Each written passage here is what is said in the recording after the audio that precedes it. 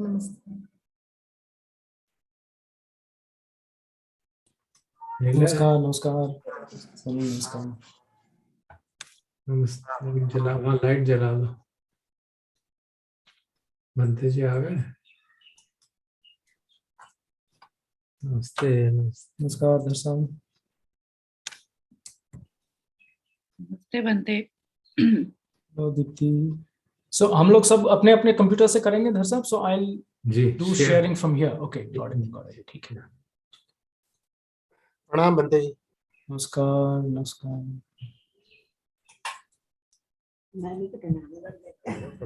हाँ उषा जी आपका प्रणाम मुझे दूर से मिल गया, आप परेशान ना हो। एक और हाँ भाई सबसे इम्पोर्टेंट प्रणाम कहाँ है? वेरी गुड टोटो प्रणाम।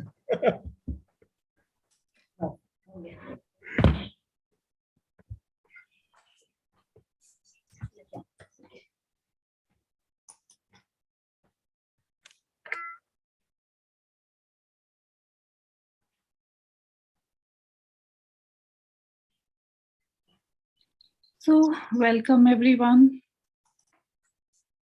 आज हम वेनरेबल अजान चा की पुण्यतिथि 30वीं पुण्यतिथि पर मिल रहे हैं और हमारे साथ बनते महापन्यो भी हैं। तो सबसे पहले हम उन्हें प्रणाम करेंगे 3 बार।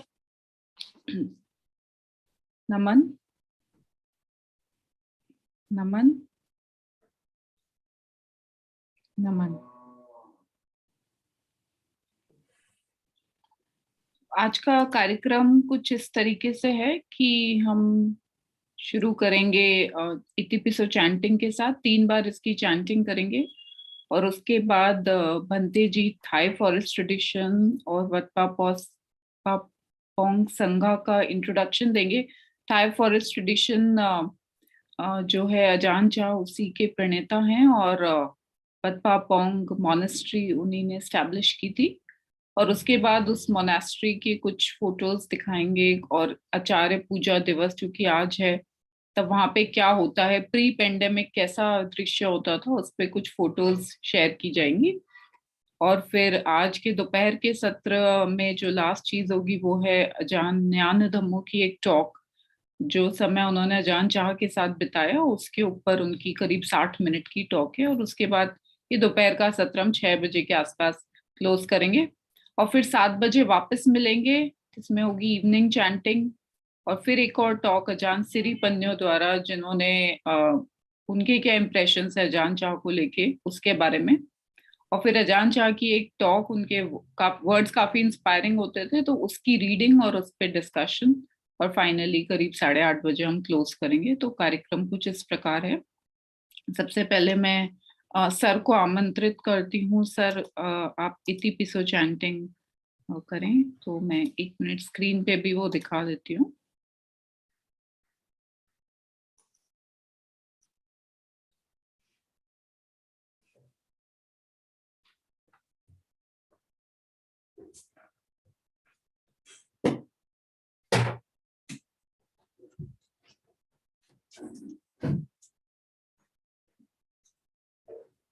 इतिपिसो भगवा अरहं सम्मा सम्बुद्धो विद्याचरण संपन्नो सुगतो लोकविदु अनुत्तरो पुरुषधम्म सारथि सत्ता देव मनुस्सानं बुद्धो भगवाति स्वाक्षतो भगवता धम्मो संदिट्ठिको अकालिको एहिपस्सिको औपनयिको पच्चत्तं वेदितव्यो विन्योहीति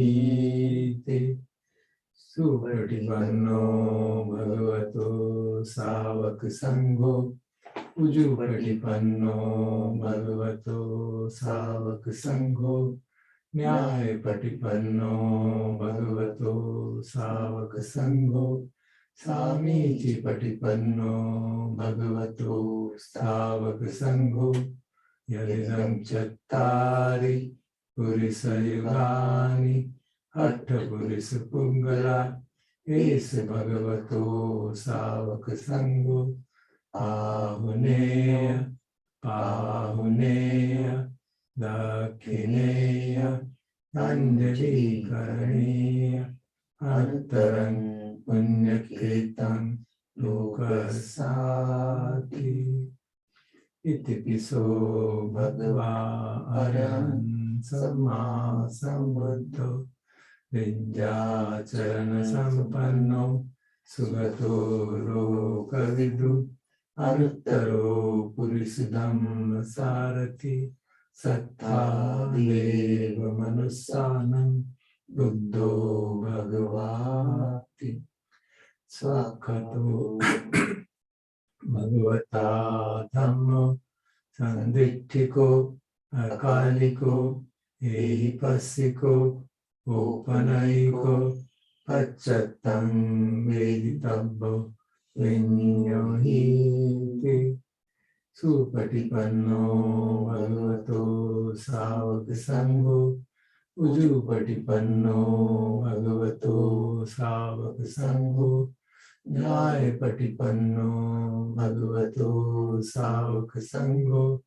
सामीचिपटिपन्नो भगवतो सावक संघो यदिदं चत्तारि पुरुषयुगानि अष्टपुरुषपुङ्गला एष भगवतो सावक संघो आहुनेय पाहुनेय दक्षिणेय अंजलिकरणेय अनुत्तरं पुण्यकृतं लोकसाति इति पिसो भगवान्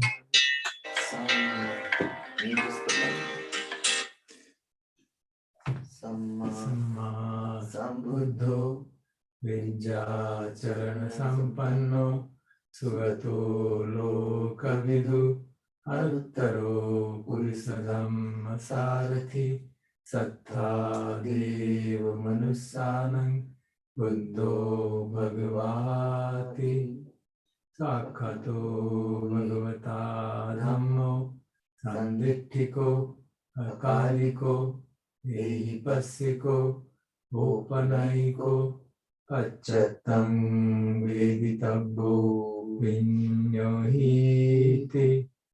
सुपटिपन्नो भगवतो सावक संघो उजुपटिपन्नो भगवतो सावक संघो न्यायपटिपन्नो भगवतो सावक संघो सामीचिपटिपन्नो भगवतो सावक संघो यदिदं चत्तारि पुरुषयुगानि अष्टपुरुषपुङ्गला एष भगवतो सावक संघो आहुनेय पाहुनेय दक्षिणेय अंजलिकरणेय अनुत्तरं पुण्यकृतं लोकसाति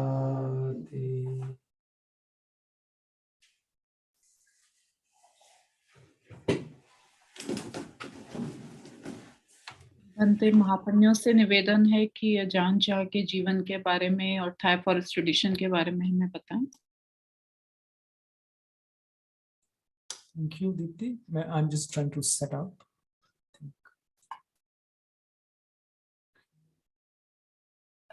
We can see your screen. Good. I'm trying to make sure it's the right screen.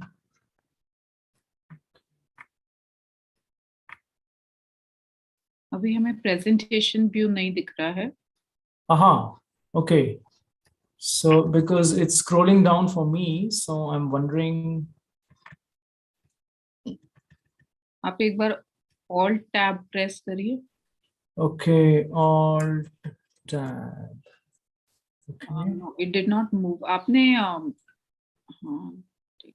maybe you did not share your desktop. Can you stop sharing and then share desktop? Okay, sure.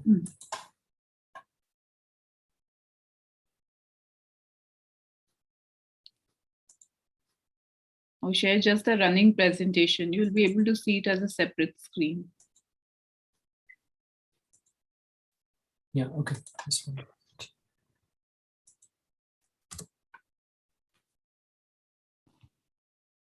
No, we can't see it. नहीं, अभी मैंने किया नहीं, एक minute. अच्छा. I'm just trying to follow your instructions.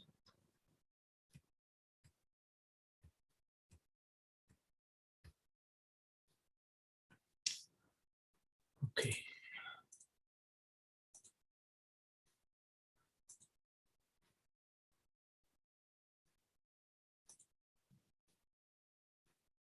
अब कुछ आगे participants can now see your application. ठीक है? Okay. Okay. Not yet. We don't see the presentation view. नीचे जो Okay. कप बना हुआ है उसको क्लिक कर दीजिए. That's what I did, Hasan. So I can see a full screen with my thing. I'm trying to figure out कि आप लोगों को क्या दिख रहा है. जब आप शेयर कर रहे हैं ना स्क्रीन शेयर का option, then if you can just select desktop instead of the PPT. Okay. Got it. Okay, share screen, desktop. Yes. So I don't see anything called desktop.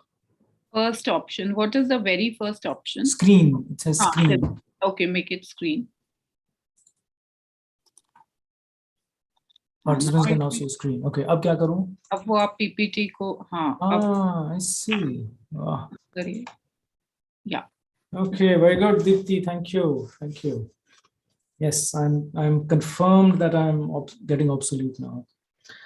Okay, so Thunderbolt होता है, इसके through आना पड़ेगा.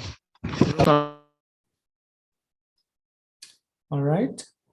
तो मैं छोटा सा करीब 15-20 मिनट मैं शेयर करूंगा जो हिस्टोरिक एवोल्यूशन है, जो थाई फॉरेस्ट ट्रेडिशन, थाई वन परंपरा जैसे हम कहते हैं, और जो हमारी मेन मॉनेस्ट्री है वाट पापोंग. और एक्चुअली अब ऐसा हो गया है ज़्यादातर इंटरनेशनली कि अक्सर जो वाट पापोंग की इंटरनेशनल ब्रांचेस हैं उनको थाई फॉरेस्ट ट्रेडिशन समझा जाता है. So it's useful to just understand ये क्या थे हिस्टोरिकली, इनका क्या एवोल्यूशन था. आप लोग जानते हैं, कई लोग जानते हैं, ये अजान चाह का स्तूप है वाट पापोंग में, जहां आज अभी एज वी स्पीक जो मुख्य कार्यक्रम है वो अभी चल रहा है. ओके, तो जो थाई फॉरेस्ट ट्रेडिशन है वो जो लार्जर थेरवाड बुद्धिज्म है उसी का एक पार्ट है. और थेरवाड बुद्धिज्म ज़्यादातर Burma, Thailand, Sri Lanka, Laos, Cambodia, कुछ हद तक वियतनाम, इन देशों में प्रमुख है. और बुद्धिज्म की सबसे जो पुरानी परंपरा है उसको स्कूल जो है उसको माना जाता है, थेरवाड को माना जाता है. और जो स्क्रिप्चर्स हैं वो पाली में प्रिजर्व्ड स्क्रिप्चर्स फॉलो करने वालों को थेरवाद हम कहते हैं. एंड देन सब्सिक्वेंटली और ट्रेडिशंस आए. अब बहुत इंटरेस्टिंग है, थाईलैंड में जो प्रारूप, जो स्वरूप है जो बुद्धिज्म का, वो यूजुअली जो हमारा एक पॉपुलर इमेजिनेशन है कि everybody who follows the Buddha will be meditating etc etc, ऐसा एक्चुअली है नहीं. सो थाईलैंड में बुद्धिज्म की भूमिका बहुत डाइवर्स है. लगभग हर गांव में, हर शहर में एक मॉनेस्ट्री ज़रूर होगी, pretty सिमिलर टू जैसे इंडिया में भी कोई ना कोई मंदिर आपको हर जगह ज़रूर मिल जाएगा. फ़र्क ये है कि ये जो मॉनेस्ट्रीज़ हैं इनकी भूमिका प्रेयर, पूजा पाठ के अलावा सारी सेरेमनीज़ जो हैं वो या तो वहाँ होती हैं या वहाँ से जो मंक्स हैं वो सेरेमनीज़ करते हैं लोगों के घर जाकर. और ये भी मैंने खुद देखा जब मैं वहाँ रहा कि जो सांस्कृतिक एक सेंटर होता है गांव का, वो भी इनफैक्ट इंटरेस्टिंगली वो मॉनेस्ट्री ही है. तो ना केवल जो बुद्धिस्ट फेस्टिवल्स हैं पर इसके अलावा भी जो भी लोकल फेस्टिवल, जैसे Thai new year is a big event, April में होता है, सोंगक्रान हम कहते हैं, all of that happens basically in the monastery. और अंटिल रिसेंटली एक्चुअली जो बच्चे हुआ करते थे उनकी पढ़ाई की जिम्मेदारी भी मॉनेस्ट्री पर ही रहा करती थी. और इसी तरीके से जो चाइल्ड जो सामनेर किड नोविसेस की एक परंपरा रही है, उसका कुछ हद तक संबंध इस बात से है कि शिक्षा भी ज़्यादातर मॉनेस्ट्री के माध्यम से ही हुआ करती थी। और जैसा हमारे यहाँ भी होता है कि कई सारे मंक्स जो हैं, ये समझा जाता है कि उनमें क्योर करने की शक्ति है। कुछ हद तक ये साइकिक रिलेटेड है, पर कुछ हद तक it can also be quite quite quite basic, कि मंक्स को हर्ब्स वगैरह की जानकारी थी, तो एक जो हेल्थ रिलेटेड एस्पेक्ट गांव का हुआ करता था, वो भी मोनेस्ट्री हिस्टोरिकली सर्व किया करती थी। अब ये याद रखना ज़रूरी है कि जो आज का थाईलैंड है वो पिछले करीब 20 या 30 सालों में बहुत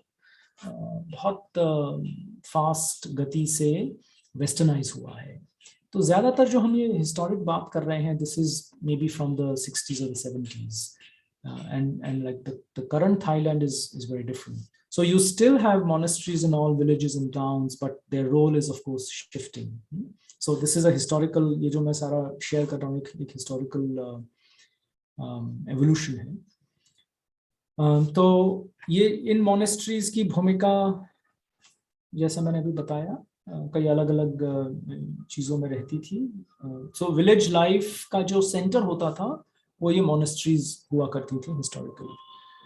और इसी का एक पार्ट है थेरावाड इन थाईलैंड का, एक अंश है, एक पार्ट है फॉरेस्ट ट्रेडिशन, जो वन परंपरा है।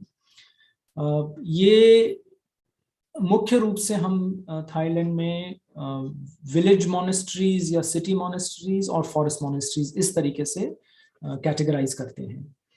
और जो फर्क है वो यही है मुख्य रूप से, कि जो विलेज मोनेस्ट्रीज हैं वो उस प्रकार के जो ब्रॉडर सोशल फंक्शंस हैं, कल्चरल फंक्शंस हैं, जैसे एक पुरोहित की एक भूमिका हमारे सोसाइटी में होती है, उस तरह के रोल्स निभाया करते हैं। या कई सारी जो सिटी मोनेस्ट्रीज हैं वो परियत्ती के सेंटर्स हैं, वहाँ काफ़ी पढ़ाई लिखाई होती है। और जो फॉरेस्ट मोनेस्ट्रीज जैसे वो इवॉल्व हुई, उनका काफ़ी फोकस हिस्टोरिकली रहा था जो भगवान बुद्ध की ट्रांसेंडेंटल शिक्षा थी उस पे रहा था। So for walking the path towards enlightenment. और इसलिए इनहेरेंटली जो फॉरेस्ट मोनेस्ट्रीज थी उनका, they were more austere, they were much simpler, much more ascetic lifestyle. So but mainly I think it's useful to remember is that the forest tradition or forest monasteries are maybe barely 3 or 4% of all of Buddhist monasticism, well, all of Buddhism in Thailand. तो हम actually एक बहुत ही छोटे part की बात कर रहे हैं। So even most Thais that we meet, that we are likely to meet, जो कि एक शहरी परिवेश में बड़े हुए हैं, they are actually not so familiar with a lot of these things जिसकी अब हम बात करेंगे। तो ये कुछ पुरानी पिक्चर्स हैं वाटपनाना चाट के मंक्स जो अपने मोनेस्ट्री के आसपास पिंडपात करते हुए। तो मैंने सोचा it's useful to see how it used to be at one time. And this is of course more recent. ये एक वेस्टर्न मोनेस्ट्री है जहाँ पर कि पटिमोख का चैंटिंग रेसिटेशन हो रही है। This is Wat-Panana Chat today, so you can see the very significant difference. This is also just outside Wat-Panana. So आप वो पिंडपात का you can see the obvious difference between how it used to be then और जो अब जिस तरह से लोग हैं, जिस तरह से हम monks जो अब हम हैं।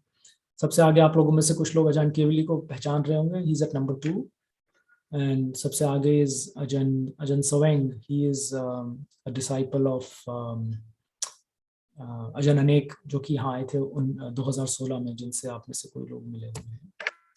So going back, थाईलैंड में जिस तरीके से थेरावाड इवॉल्व हुआ, Theravada is actually quite recent in Thailand. तो थाईलैंड की हिस्ट्री भारत की हिस्ट्री से जुड़ी हुई है बहुत क्लोजली, और there is a lot of evidence कि ब्राह्मणिज्म वहाँ पर काफ़ी it was very widespread. और उनकी कई सारी अभी भी प्रैक्टिसेस हैं जो कि हमारी भारत की एंशिएंट प्रैक्टिसेस से मिलती हैं। कई सारे नाम ऐसे हैं उनके, कई सारी सेरेमनीज हैं जो अभी भी ब्राह्मण प्रीस्ट जो हैं वो किया करते हैं। So they have had a history of Brahmanism, और उसके बाद महायान काफी समय तक वहाँ था। Theravada is relatively more recent, historians put it maybe at 16th-17th century और सो। और जैसा कि होता है Theravada specially, Buddhism in general but Theravada in particular, by the mid 1800s काफी डिक्लाइन हो गया। it remained concentrated just on ceremonies and rituals and cultural activities. और इस डिक्लाइन को रिवर्स करने के लिए, as a reaction to this decline, there were many developments जिसमें कि हम नहीं जाएंगे, बट जो हमारे लिए सिग्निफिकेंट डेवलपमेंट्स हैं वो ये थी कि अजन साओ एक मंक थे नॉर्थ ईस्ट थाईलैंड के। तो यहाँ मैं हल्का सा, I just digress very briefly, हम थाईलैंड कहते हैं but see Thais are one ethnic group in all of what is today Thailand. तो इसका पुराना नाम आप में से कुछ को पता होगा, वो used to be Siam, and Siam is actually a more eclectic name which includes all ethnicities. तो थाईलैंड का जो नॉर्थ ईस्ट पार्ट है जो कि लाओ और कंबोडिया से लगा हुआ है, that area is called Isan, ISAAN. And historically Ishan है जो नॉर्थ ईस्ट पार्ट है, जिसका कि Ubon province is one of the big provinces. वहाँ से हिस्टोरिकली काफ़ी और बेसिकली सबसे पिछड़ा इलाका था, यहाँ जंगल सबसे ज़्यादा थे। सो फॉर दैट रीज़न यहाँ पे मोनास्टिक्स के लिए उपयुक्त कंडीशंस मौजूद थी। तो अजन साओ और अजन मन को ऐसा माना जाता है हिस्टोरियंस द्वारा कि ये इन लोगों ने जो हमारी फॉरेस्ट ट्रेडिशन है, जो वन परंपरा है, उसको रिवाइव किया in the mid towards the end of the 1800s. और मेनली अजन साओ अजन मन का ये फोकस था कि हम एक जगह पे स्थित ना रहें, क्योंकि उसी से वो सारी डीजनरेटिव प्रैक्टिसेस शुरू हो जाती हैं। सो दे वर वॉन्डरर्स। चारिका, इन्होंने अपना ज़्यादा समय चारिका में बिताया, ज़्यादा समय they were never associated with any particular monastery या किसी एक जगह से संबंधित नहीं थे। So they were wandering around. And most importantly, they sort of held the view based on their own experience कि जो उत्तरी मनुष्य धम जो कहते हैं, जो सुपर ह्यूमन अचीवमेंट्स हम कहते हैं, ध्यान निब्बान वगैरह, वो एक्चुअली संभव हैं इस डे और एज में। उस समय जनरल व्यू ये था कि इस समय पर निर्वाण वगैरह की प्राप्ति नहीं हो सकती। सो बेसिकली सभी लोगों को, चाहे वो मोनास्टिक्स हों चाहे गृहस्थ हों, उनको पुण्य कमाने का, पुण्य की एक्टिविटीज करनी चाहिए। That's all that you can do. So Ajahn Sao और अजन मन, based on their experience, felt that that was not the case, and so they are considered to be the regenerators of the Thai forest tradition. So that's a picture, very famous picture of Ajahn Mun. हमारी सारी shrines में, हमारे tradition में ये picture रहेगी। मेरे पीछे भी अजन चाह के साथ जो फोटो है वो अजन मन की फोटो है।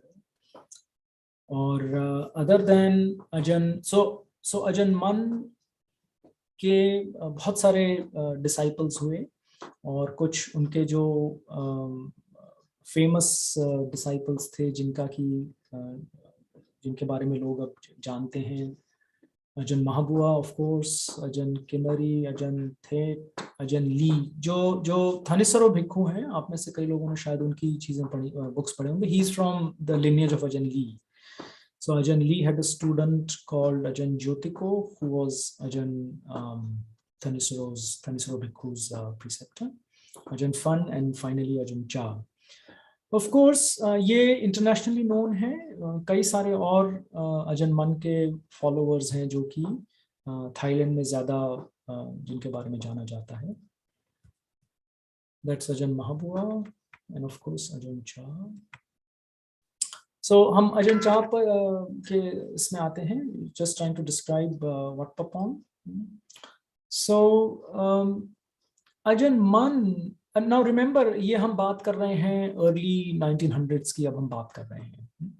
सो इस समय पर लाइक आई सेड, अजन मन का कोई एक ठिकाना, कोई एक हेडक्वार्टर्स, कोई एक मॉनेस्ट्री नहीं थी।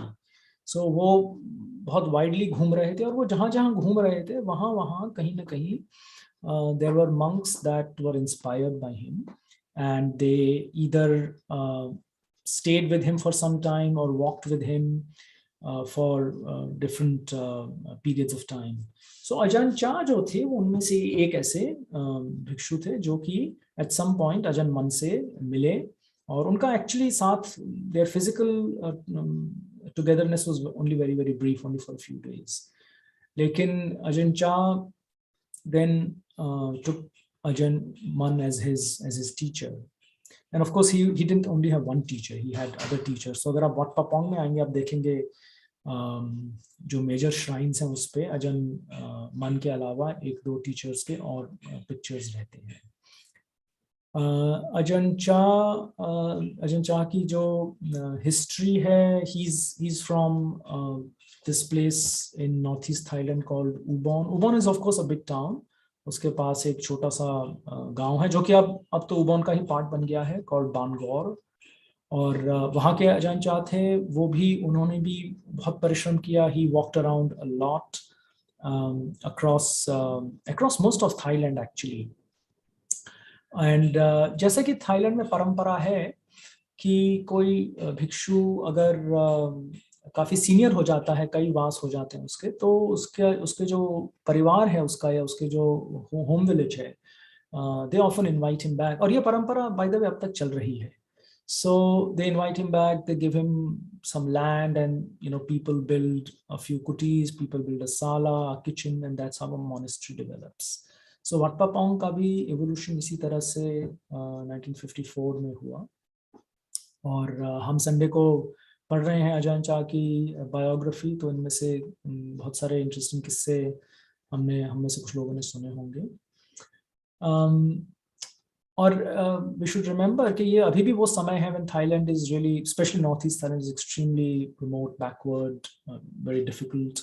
But by the mid-60s it's beginning to modernize. और ये वो समय है जब अमेरिका के कई सारे मिलिट्री बेसिस हैं साउथ ईस्ट एशिया में, वियतनाम वॉर शुरू होने वाली है, हो गई है, जो अमेरिकन पीस कोर है दैट्स वेरी एक्टिव। तो इंटरेस्टिंगली पीस कोर के माध्यम से शुरू के वेस्टर्न डिसाइपल्स आए। The first disciple was somebody called doctor Burns, जिनके बारे में अब हम सुनते नहीं हैं खास। And doctor Burns only stayed there for a few months, but he introduced who is the person who's now called Jack Confield to Ajahn Chah, and Jack came there, and subsequently Ajahn Sumedho in 1967. Ajahn Chah एक तरीके से he was quite different from most forest monks of that time. Ajahn Chah एक बहुत ही charismatic, dynamic personality थे, extremely energetic, often described as quite naughty. So he had actually encouraged his disciples to set up branches. तो आजकल जो अब काफ़ी बड़ी branches हैं, स्पेशली फॉर एग्जांपल जिनका मैंने अभी जिक्र किया, अजन अनेक की जो ब्रांच है, जिनमें से आप लोग कुछ लोग गए हुए हैं। अजन अनेक was only like 4 or 5 vasas when he was sent off to set up his branch. So Ajahn Chah was encouraging his disciples to set up branches जहाँ भी गृहस्थ उनको इनवाइट कर रहे थे। और इस तरह से बढ़ते बढ़ते right now we have nearly 300 branches of Wat Papong in Thailand. और I thought it's interesting, maybe it's some interesting facts to share. हमें ये लगता है कि branches मतलब there must be something quite uniform about how things are done. It's actually not so.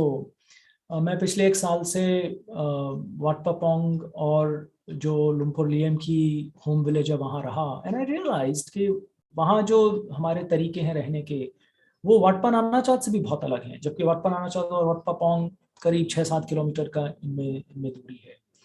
और ये काफ़ी क्लियर हो जाता है कि एक मॉनेस्ट्री का जो स्टाइल है, जो उसकी प्रिडोमिनेंट, जो उसके जिस चीज़ पे उसमें फोकस होता है, जो उनकी दिनचर्या है, वो बहुत हद तक जो एबट है, जो महंत है, उस पर डिपेंड करता है। और महंत की भूमिका सारे जो थाई मोनास्टिक सिस्टम है उसमें बहुत अहम है। वो एक एडमिनिस्ट्रेटिव हेड भी है in addition to being the spiritual guide.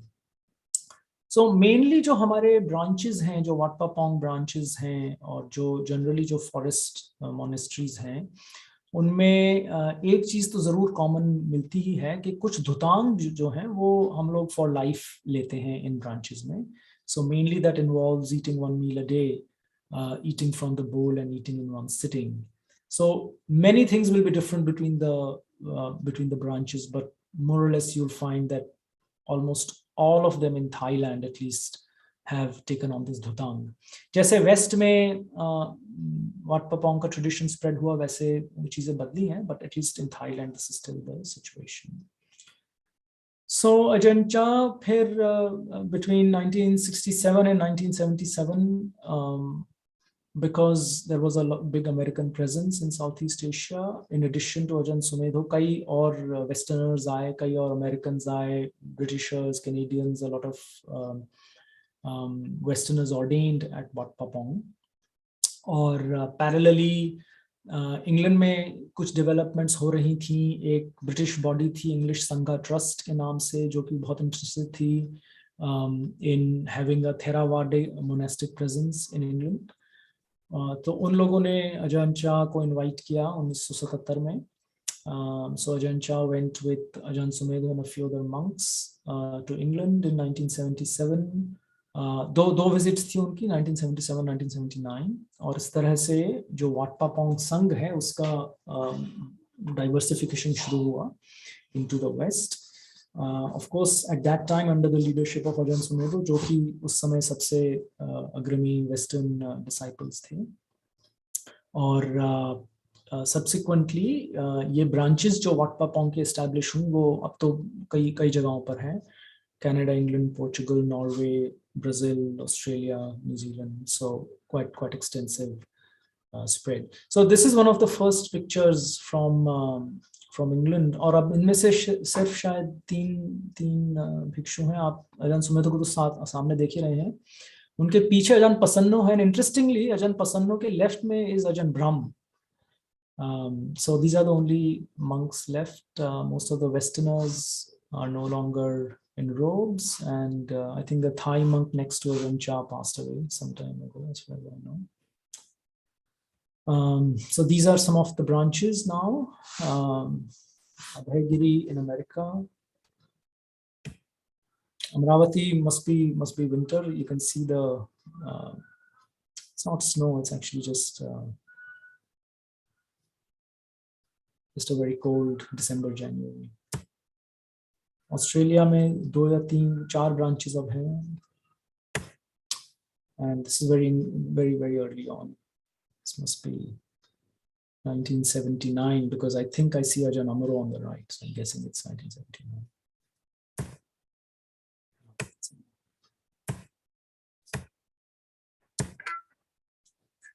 So जो वेस्टर्न हमारा संघ डेवलप हुआ, it's quite a mix. There are roughly 28 monasteries worldwide, और इनका स्टेटस अलग अलग है. Some are branches, some are associates, some are just loosely affiliated. और इसमें there is a lot of technicality involved on how one becomes a branch and an associate, etc. पर जैसा मैंने बताया, जैसा कि थाईलैंड में स्थिति है वैसी वेस्टर्न ब्रांचेस में भी है। इनकी डिसीजन मेकिंग और फंक्शनिंग बहुत इंडिपेंडेंट है। मेनली जो वेस्टर्न ब्रांचेस में एक जो एक कॉमन थ्रेड है, वो जिस तरह से विनय को फॉलो करते हैं, specially the rule around money, that has been really kept quite strictly by the western branches. और वेस्ट में स्पेशली काफी इस बात पे लोगों को अचंभा होता है कि बिना पैसों के कैसे संभव है, but that has been their major point of keeping the Vinay going. Of course, in other terms, in terms of dhutang, etc., they have not necessarily kept all those dhutangs, but of course have kept all the Vinay rules. So Ajahn Chah की एक खासियत ये हुआ करती थी, जो उन्होंने जिस तरह से एस्टैब्लिश किया, कि उनका कम्युनिटी लाइफ पे बहुत फोकस था. So the focus was not on solitary meditation and sitting long hours, rather than it was a focus on this all-round mindfulness, हर गतिविधि में एक बेसिक माइंडफुलनेस बनी रहे. और यही आप देखेंगे जो हमारे अब ब्रांचेस हैं, that's sort of a spirit continues. कई सारे जो वेस्टर्न मंक्स हैं, वेस्टर्न एबट्स हैं, वो थाईलैंड में बहुत प्रसिद्ध हुए हैं. They have had a lot of support from the Thai society and the Thai king, and many of them have been given high titles. और धीरे धीरे जैसे अजान चाह के सीनियर डिसाइपल्स अब काफ़ी सीनियर हो गए हैं, उनके अपने डिसाइपल्स ने अब और ब्रांचेस सेटअप करना शुरू कर दिया है. सो द वाट पापोंग संघा world wide is really growing a lot, and it's also very, very diverse. So this is a more recent picture of 3 of our senior monks जिनको की royal titles मिले. ये मेरे ख्याल से 2018 की पिक्चर है. So that's pretty much it. I have some more photographs जो कि धर साहब ने ली थी. We were on pilgrimage. Actually अजन मन की समाधि स्थल तो नहीं है, ये अजान मन को यहाँ क्रिमेट किया गया था, और उनके धातु यहाँ पर हैं. There they are. These are Ajahn Man's relics. So these were from one of the visits we had made there. Very good. Thank you, Dipti. And maybe once you finish your thing, we can maybe take some questions. Yes. Thank you very much, Bante. I'm sure ये जो discussion हुई तो ये हमें एक perspective देती है कि हम जिस ट्रेडिशन को फॉलो कर रहे हैं या जिसके टीचिंग्स को फॉलो कर रहे हैं वो कहाँ से आया है, उसकी रूट्स क्या हैं, उसकी करंट स्टेटस क्या है. So this is Indeed very helpful. और क्वेश्चंस अगर उठे होंगे तो अभी मैं कुछ और थोड़े से फोटोग्राफ्स और शेयर करती हूँ, जिससे हम ये भी देख पाए कि आज के दिन क्या होता है, क्या महत्व है. और मुझे लगता है कि जो भी ये आज का जो ऑब्जर्वेंस है उसके प्रति हर एक इंडिविजुअल का जो भाव है वो इस बात पे भी कुछ डिपेंड करेगा कि उनके मन में इस ट्रेडिशन के प्रति या टीचिंग्स के प्रति कितना डिवोशन का भाव जागा है. मुझे ध्यान है कि जब शुरू में थाई फॉरेस्ट ट्रेडिशन की बात होने लगी थी, करीब 2017 से मैं सर के सुत्ता स्टडी सेशंस के साथ जुड़ी थी, तो मैं नहीं रिलेट कर पाती थी तब तक. और 2017 दिसंबर में अजान अमरो खुद यहाँ पे जब इंडिया आए थे और उन्होंने एक 3 दिन की रिट्रीट ली थी, तो पहली बार किसी उस संघ के मंक्स से मिलना और उनसे धर्म को सुनना, तो उससे एक धर्म संवेग काफी स्ट्रॉन्ग जागा था, क्योंकि हमने उनको लाइव देखा, लाइव सुना, उनके आचरण को देखा, उनकी बातें सुनी, उनकी पाली चैंटिंग को सुनी. और तब मुझे ध्यान है, मुझे ऐसे लगा कि अरे ये वेस्टर्न एक व्यक्ति होके इतनी अच्छी चैंटिंग कर रहे हैं और हम भगवान के देश में बैठे हुए भी इन चीजों से कितने दूर हैं. और फिर 2018 के अंदर कुछ लोगों ने एक धर्म यात्रा करी थाईलैंड के अंदर, जहाँ पे वटपा पोंग और वटपा नानाचात मॉनेस्ट्रीज, जिनकी भंते जी ने बात की, वहां पे गए. और ये आचार्य पूजा दिवस का ही वीक था, तो वहां पे एक वीक लंबी रिट्रीट जैसा चलती है और उसका माहौल होता है. तो मैं वहां से कुछ फोटोज शेयर करूंगी थोड़ा सा अगेन पर्सपेक्टिव के लिए. जैसे कि भंते जी ने बताया कि ये थाईलैंड का मैप है, करंट मैप, और इसके ये वेस्टर्न नॉर्थ ईस्टर्न बॉर्डर के ऊपर ये उबॉन रचत्थानी का रीजन है, या ईशान जिसे कहा जाता है. और यहीं पे ये विलेज था बानकोर, जहाँ पे अजान चाह का जन्म हुआ था, और वटपा नानाचात और वटपा पोंग दोनों मॉनेस्ट्रीज इसी एरिया के अंदर हैं. तो ये जो मेन बैंकॉक है वहां से दूर है, और उसके लिए ट्रैवल के लिए अगर इंडिया से जाते हैं तो इंटरनेशनल फ्लाइट बैंकॉक उतरती है स्वर्ण भूमि एयरपोर्ट पे, फिर वहां से डोमेस्टिक फ्लाइट है उबॉन के लिए, या फिर वहां से फिर बैंकॉक से ट्रेन भी चलती है. तो ये ट्रेन स्टेशन की फोटो है. और ये है वटपा पोंग का मेन गेट. वटपा पोंग की इतनी बात अभी भंते जी ने की, तो ये एक्चुअली 16 जनवरी 2018 की फोटो है, जब हजारों की संख्या में लोग, मतलब एक फोटो में तो ये सब कैप्चर नहीं हो सकता है, लेकिन करीब करीब कहते हैं 20 से 25 हजार लोग एक दिन वहां पे आते हैं, और बल्कि 7 दिन तक बहुत से लोग टेंट वगैरह लगाकर भी रहते हैं, वो दिखाएंगे। तो ट्रकों के अंदर लोग भर भर के दूर दूर से आते हैं, इंटरनेशनली तो ट्रैवल करते ही हैं, फिर लोकल जो लोग हैं वो लोग आते हैं। तो ये काफी एक मेले जैसा माहौल होता है। लेकिन जब मेले की बात करें तो हम अगर किसी कुंभ से कंपेयर करें, हमारे यहाँ मेले टिपिकली ना बहुत, it means a lot of sound and lot of activity. यहाँ पे हमने ये देखा कि ये जो मेले जैसा माहौल तो था, लेकिन एक बहुत ही सेरेनिटी एनवायरनमेंट के अंदर थी। और स्पेशली जब चैंटिंग वगैरह होती है, it's almost like pin drop silence. जब मेन गेट से एंटर करते हैं तो सबसे पहले ये म्यूजियम दिखता है, लुम्पुर चाह का museum. And I would also request Saran बंतेजी to add wherever needed. फिर इस मॉनेस्ट्री के अंदर आगे जाके फिर साला या जो मेडिटेशन हॉल है वो आता है, और एक अजान चाह का स्तूप भी है। इस म्यूजियम के अंदर ये एक उनकी लाइफ साइज स्टैचू है। तो for people who are not familiar, get एक फीलिंग मिलती है कि लुम्पुर चाह का ऐसा, उनकी जो कद काठी है वो ऐसी रही होगी। So those who are interested, वो जो अजहन चाह के ये जो वैक्स है, इस पे जो बाल हैं उनके ओरिजिनल बाल हैं apparently. So that also from the point of view of people who have devotion, from a relic point of view, it's considered very important. Okay. और ये उनका स्तूप है जो कि मेन गेट से कुछ डिस्टेंस के ऊपर है। So one keeps walking for quite some time monastery premises में। और फिर ये आप देख सकते हैं कि यहाँ पे काफी लोग आए हैं। अक्सर जो बुद्धिस्ट कंट्रीज में लोग होते हैं वो ऐसे ओकेजन्स पे वाइट ड्रेस पहनते हैं, तो एनी पीपल वर देयर। ये रास्ते में जगह जगह पर इस तरह बैठे हुए भी मिलते हैं, और पीछे यहाँ बैकग्राउंड में दिख रहा है कि ये टेंट लगे हुए हैं। तो दोनों तरफ काफी सारे टेंट, और इसके साथ ही बहुत से लोग ना ट्रकों में अपनी गाड़ियों में भर भर के खाने पीने का सामान लेके आते हैं। So there is a lot of food donation going on, पानी का डोनेशन, वाटर बॉटल्स वो लोग साथ में लाते हैं, कैन के कैन या बहुत सारे बॉक्सेस में, तो वो लोग उसको दान करते हैं।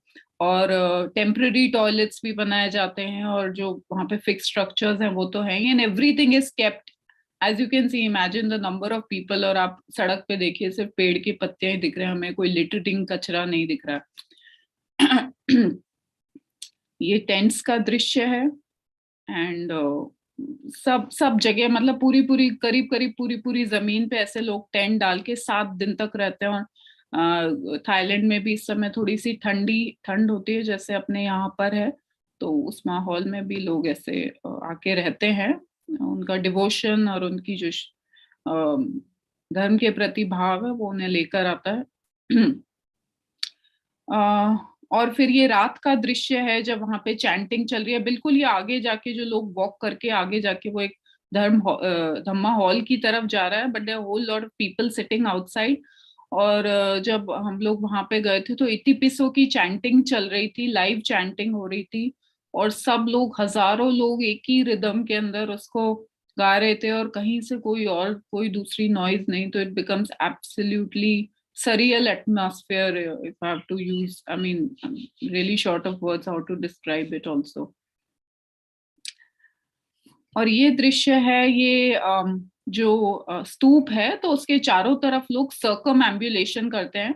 आप देखेंगे ऊपर की तरफ हमें क्लियरली 2 कलर के डॉट्स, हमें 2 कलर्स नजर आ रहे हैं। एक तो है जो भिक्षुओं के रोब का कलर है, तो सबसे पहले भिक्षु ऊपर जाके करीब करीब 2000 भिक्षु जाके और सर्कम एम्बुलेशन करते हैं इस स्तूप का चारों तरफ, इसके परिक्रमा करके फिर अंदर जाते हैं, और वहां पे अजान चाह के रेलिक्स हैं उनको रिस्पेक्ट पे करते हैं। और फिर उनके बाद तो सबसे पहले सीनियर मंक्स जाते हैं, फिर जूनियर मंक्स, फिर नन्स, फिर अनागारिका, और इस सीक्वेंस के अंदर जो सीनियोरिटी का लेवल है उसके अकॉर्डिंग। और फिर बाद में ले संगा जो है, जो व्हाइट डॉट्स जितने भी हमें दिख रहे हैं, दिस ऑल ले पीपल। ये थोड़ा सा क्लोज व्यू है। बहुत सारे फ्लावर डेकोरेशंस वहां पे रहते हैं, और काफी सारे लोग वहां फ्लावर्स ला के उनके बुकेज बना रहे होते हैं, और अगर आप खाली आता है तो वो आपको यूं ही दे भी देते हैं ताकि आप उन्हें ऑफर कर सके। तो लोग फ्लावर ऑफरिंग्स काफी करते हैं यहाँ पे। ये इसके 2 व्यूज हैं। ये संघ है जो आ रहा है, इसमें से we can spot a few. ये अजान केवली वतपा नानाचाद कैबट, अजान सुचित्तो हैं यहाँ पे, ये अजान पसन्नो दिख रहे हैं इधर, और भी कुछ होंगे, maybe I am not able to identify, but इस तरीके से सीनियोरिटी में वेस्टर्न और थाई सभी जो भिक्षु हैं वो आते हैं। And it's really a scene worth watching, क्योंकि बहुत ही डिसिप्लिन्ड वे में भी ये लोग आते हैं, जैसे एकदम प्रॉपरली लाइन वगैरह बनी रहेगी। ये एक पुरानी फोटो शायद इंटरनेट से ली हुई है। इसके अंदर ये लुंगपोर लियम है, who is the current abbot of Wat Pah Pong.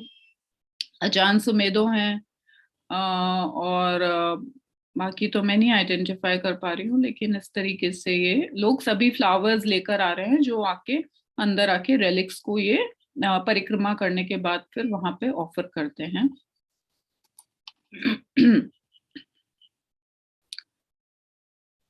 So that goes on. तो ये काफी बड़ा आप देख सकते हैं ह्यूमन मास यहाँ पे। और ये इनसाइड द स्तूप है, very beautiful and at the same time again very serene. ये अजान चाह के रेलिक्स इसके अंदर हैं। This is the centre piece, और मतलब इस जब आप एंटर होते हैं स्तूप के अंदर तो सीधा सेंटर पीस ये रेलिक्स का ही है, ये दिखता है। और चारों तरफ 8 खंबे हैं जो कि 8 नोबल पाथ को डिनोट करते हैं, ऐसा मुझे स्टिलनेस फ्लोइंग में पढ़ने के बाद याद है। शायद अगर मेरी मेमोरी फेल हो रही हो तो I am sorry about that. Relics का क्लोजर व्यू।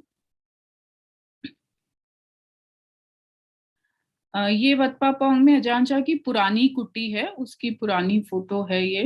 तो ये तो काफी बड़ी और ऐसे दिख रही है हमें, बट ऑब्वियसली जैसे हमने उनकी स्टोरी सुनी तो काफी एक छोटे रूप में स्टार्ट किया, और वो तो फॉरेस्ट में रहे थे, बट ऑब्वियसली जब वो एबट बने होंगे और काफी समय के बाद उनके डिसाइपल्स ने ये सब बनाया होगा।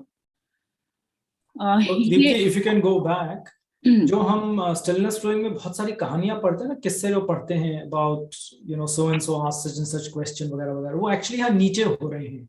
आपको अगर आप ध्यान से नीचे देखेंगे ना, या right, so if you take your cursor further up, there is a bench there actually यहाँ पे। सो दैट्स वेयर अजान चाह यूज्ड टू सिट, और वो सारे किस्से एक्चुअली यहाँ के हैं।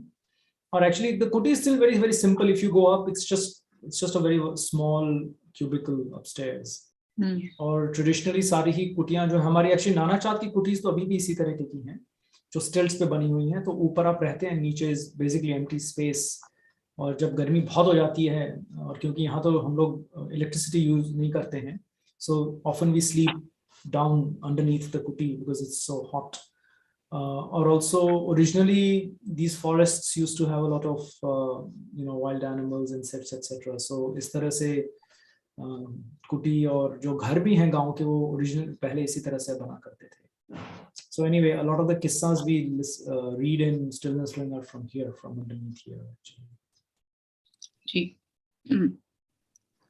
इसके बाद ये जो है, तो वो तो हमने कुटी देखी इन द जब अजान चाह ठीक थे, पर जब उनके जीवन के लास्ट के 10 सालों में उनकी तबीयत काफी खराब हो गई थी and he was bedridden, तो उनके लिए एक नर्सिंग कुटी बनाई गई थी।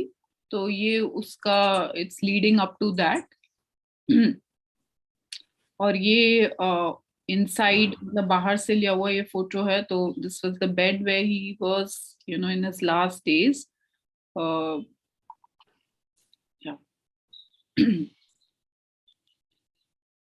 एंड देन जब ये पूरा इवेंट खत्म हो जाता है, ये भी 16 जनवरी की ही फोटो है कि जब ये सरकमएम्बुलेशन हो गई, भंते वगैरह सब अंदर जाके स्तूप में से ऑफरिंग्स देके आ गए वगैरह, और फिर ले कम्युनिटी में भी कर लिया।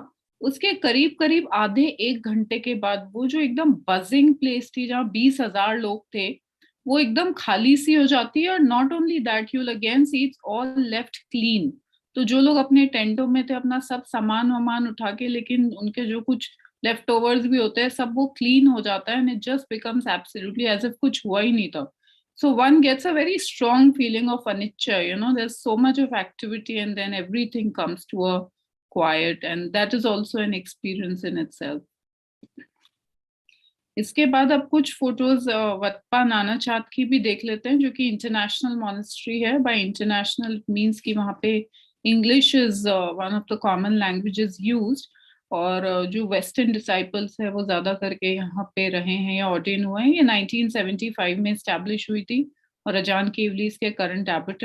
इट वाज वेनरेबल अजान सुमेधो वाज द फर्स्ट एबट. तो ये इसकी एंट्रेंस है. और ये जब एंटर होके जो पहली बिल्डिंग स्पॉट होती है, this is the dining area. तो ये नीचे वाला डाइनिंग एरिया है. यहाँ पे अगर आप देख सकते हैं, ये कुछ टेबल्स लगे हुए हैं, एक बेल लगी हुई है. तो जो मंक्स हैं अपने आर्म्स राउंड से आते हैं, और सारा फूड जो है वो आके ले डिसाइपल्स जो हैं वो यहाँ डाइनिंग एरिया में अंदर लाते हैं, और फिर उसको सेग्रीगेट करते हैं, क्योंकि सबका फूड मिक्स होता है बोल्स के अंदर. उनको सेग्रीगेट किया जाता है, फिर यहाँ टेबल्स पे लगा दिया जाता है.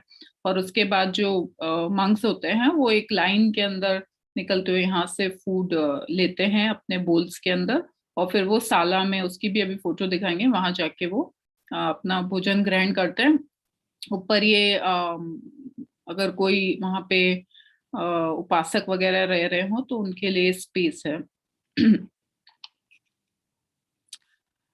यहाँ पे बहुत सारे ट्रीज के ऊपर अजान चा की कुछ टीचिंग्स लगी हुई हैं, जो कि हमें प्रेजेंट मोमेंट में ले आती हैं सडनली.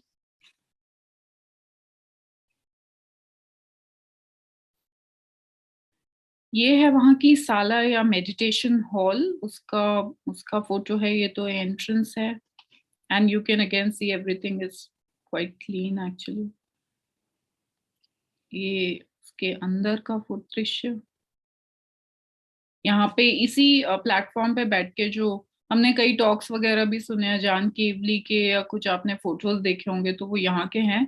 और यहीं पे आके ये लोग खाना भी जो खाते हैं पिंडपात के बाद, जो मील ऑफरिंग यहीं पे होती है. सम मोर फोटोज. ये इनसाइड द साला का ही फोटो है. Bhante, if you can tell a little bit about this one, pyramid. ये एक्चुअली ओरिजिनल अजान पसन्नो ने बनाया था. उस समय का ये we call it the uposatha hall. तो जो हमारा फोर्टनाइटली पटिमोख की रेसिटेशन होती है वो यहाँ पर होती है. और जैसे जो मेरी सामान्य ऑर्डिनेशन थी वो इसी में हुई थी. धर साहब भी थे वहाँ, कमल जी थे. सो फॉर सम जो संघ की क्या कहते हैं उसको, संघ कम जो कहते हैं, जो संघ की इंटरनल प्रोसीडिंग्स होती हैं वो एक्चुअली यहाँ पर होती हैं. द साला is more like an open free for all place, and this is relatively more secluded. और जब यहाँ संघ कम नहीं हो रहे होते हैं तो जो विमेन सेक्शन है, the women section is actually really very very well done. So this is the place used by lay women who are visitors for, during the day for meditation or walking or whatever. So this is our old Uposatha hall. और नया Uposatha hall अब बन रहा है, which is really a super royal structure. But and interestingly, I was told कि यहाँ की इसकी जो सीमा है वो बहुत पुरानी 18 it's from the 19th century. Sorry. So there must have been old monasteries यहाँ पे from about 200 years ago. But anyway, that's what the building is. If this one also you can tell us. So ये building अब नहीं है जो आप पीछे देख रहे हैं. ये जो सबसे सामने जो पिलर, जो खंबे सी चीज है ना, this is a Seema stone. और सीमा, उस सीमा obviously हिंदी में भी शब्द है, और वो उस जगह को डिनोट करता है जिसके अंदर जो थाई किंग है उन्होंने ये जमीन इन अ सेंस उस मॉनेस्ट्री को दान कर दी है. सो जो स्पेसिफिक ऑर्डिनेशंस होती हैं या जो पटिमुख की चैंटिंग होती है, जो इस तरह के संघ के एक्टिविटीज हैं, वो इस सीमा में होते हैं. और जो आप बैकग्राउंड में जो बिल्डिंग देख रहे हैं वो it is no longer there. इसके जगह पे एक नया उपोसत हॉल बन रहा है, विच इज क्वाइट अ भव्य इमारत. सो एट दैट टाइम जब आप लोग आए थे तब यहाँ पे एक ओपन पेविलियन था, जिसमें कि कुछ talks वगैरह हुआ करते थे when there were senior visiting monks. Ji. And that brings us to the end of this. So, remembering Ajahn Chah and filling our hearts with devotion and gratitude for this great man, जिनके practice के benefits हम आज reap कर रहे हैं. Thank you, and sir, over to you. Do we want to take some questions? Sorry.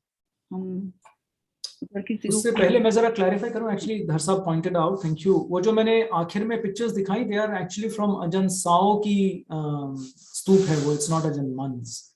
So we had the good fortune to go to Ajahn Sao stupa, जो कि Nana Ubon से काफी करीब है. I think it's about maybe 1 hour's drive. It's actually very close and very powerful place. So they are from Ajahn Sao's स्तूप. वो relics उनके हैं धातु. तो अगर किसी को कोई सवाल है जो हमने ये 2 presentations देखे उसके ऊपर, we could take that for maybe 5-7 minutes we have for discussion. Sir, what does it mean, use your heart and not your ears to listen?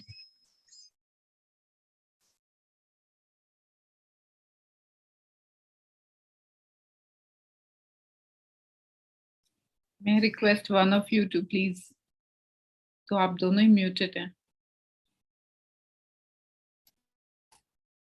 See, when we are not mindful, we just listen from here and it goes out from here. Says listen from here and let it go here. That's the idea. Obviously, you listen from here only. The idea is that it should enter here, not from here and going out from here. That's the main message, really. Am I right, Bhante? Yeah, because Ajahn Chah was, जैसे मैंने कहा, Ajahn Chah had this really, what's the right word to use? I can think of many words which will not be right, but he had this style of saying things that really hit. So I'm not sure ये किसको कहा गया था, but his teachings are not generic in nature. He's always teaching to the person in front of him. So I'm quite sure कोई हम में से must be some Westerner, I mean not a Thai, must be like really bright and intellectual and so on and so forth. और अगर आप उनके जो transcribed talks हैं वो सुनेंगे, पढ़ेंगे तो आपको पता चलेगा the sort of questions that the Western monks used to ask him. And of course, they are reading things and then cross questioning him.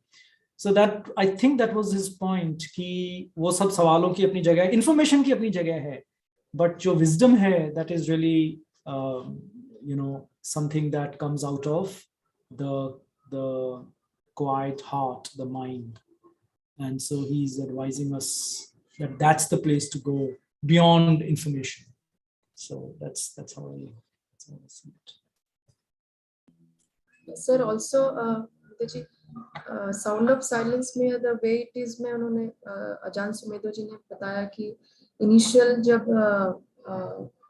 1 year or 2 years he was asked to just sit in front of him and Ajahn Chah is teaching, मतलब वो Thai में teaching दे रहे हैं, but अजान सुमेधो जी को Thai समझ में नहीं आती है, लेकिन पूरे वो 3 घंटे उनको बैठो और सुनो इस टाइप का. तो maybe that also is to hear from the heart, not from the ears. I think that's a good point, and that was my experience as well. Like my Thai is practically non-existent, but the year I spent in Thai monasteries were actually, like I was telling some of you, were the most rewarding. So I think it's really a question of bringing to the fore that faculty that all of us have of the intuitive heart mind, and really discerning that a particular situation may, if my mind is saying something or not saying something, then what does it tell me about my tendencies? So that's been the tradition, that's been Ajahn Chah's greatness of helping us learn from our own experiences. अब उसमें दिक्कत ये है that therefore it necessarily means that you have to have that that reflective ability to be able to learn in that condition, because it's not, no one's holding your hand and taking you forward, you know. That's the thing. So yeah, you're very right, Sonal. Thank you. Vaibhav ji.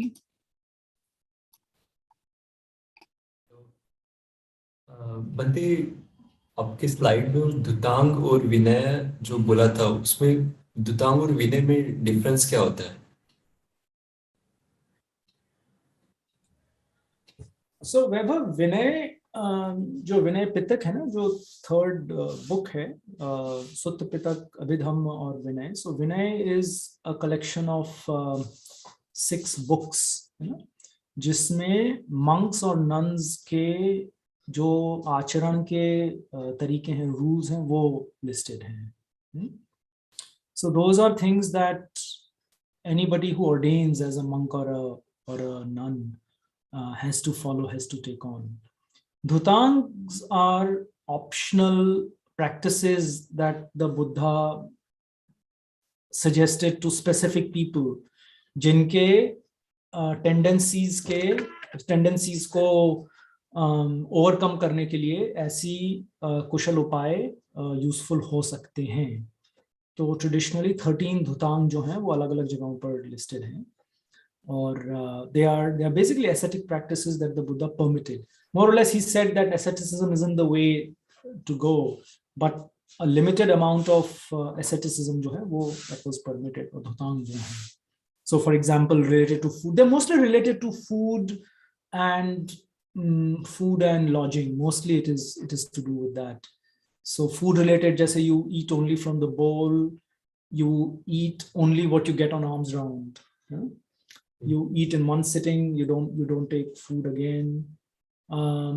Lodging related hai, for example, some monks take on the dhutang of living only at the foot of a tree, so they live in nature, out in nature. There is another dhutang jisme ki you don't lie down when you sleep, you sleep in a sitting posture. एक और dhutang hai that has to do with living out in the open. For example, there's another dhutang where they take on the dhutang of living in a cremation ground, charnel ground. So these were specific practices that would help a certain a certain type of person, or to overcome a certain defilement. So यहाँ पर in the Thai forest tradition, for historical reasons, कुछ धुतांग जो हैं वो more or less they are a part of the way the monastery is organized. So for example, we only eat once in a day. We only eat in bowls. We only eat in one sitting. So by default, some dhutang जो कि optional practices हैं, जो कि व्यक्तिगत monks को लेनी है, by default they have become the way of life for the forest tradition in Thailand. So that's the difference. Okay, so means Vinaya has to be followed by like every monks, and dhutang is like okay. Right. So, but like you mentioned, eating from the bowl and eating one time. So this is like not common for all monks and nuns. Like no. So no. Usually, if you see, they'll probably eat like you'd have a meal in the morning at dawn and you'll have one at 11. Whereas in Thailand we eat once at 8. So that's the difference. And yeah, even from the bowl, very few people actually eat from the bowl.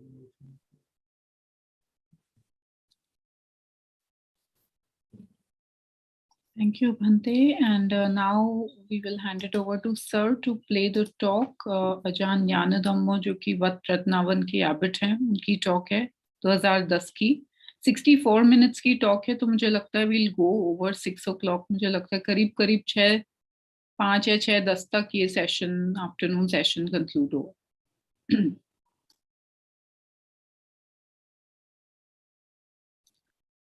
Sir आप unmute भी कर लीजिएगा.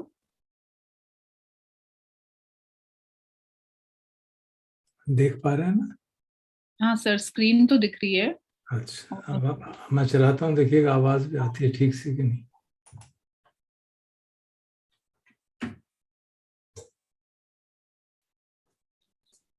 Sir ये तो almost and हो गई है, तो आपको इसको बिगनिंग से प्ले करनी होगी. Play, don't worry.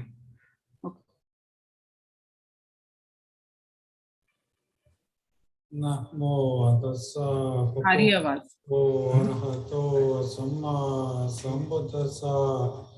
Namo tassa bhagavato arahato samma sambuddhassa. Namo tassa bhagavato arahato samma sambuddhassa. Buddhang dhammang sanghang namasami.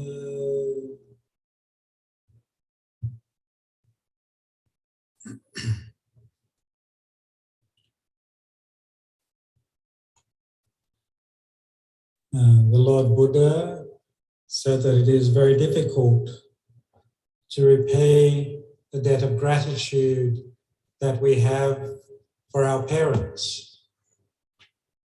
Even, he said, if we were to carry our parents, one on our right shoulder and one on our left shoulder, and carry them around for 100 years, looking after them and taking care of them on our back, we still wouldn't be able to repay that debt of gratitude that we owe them.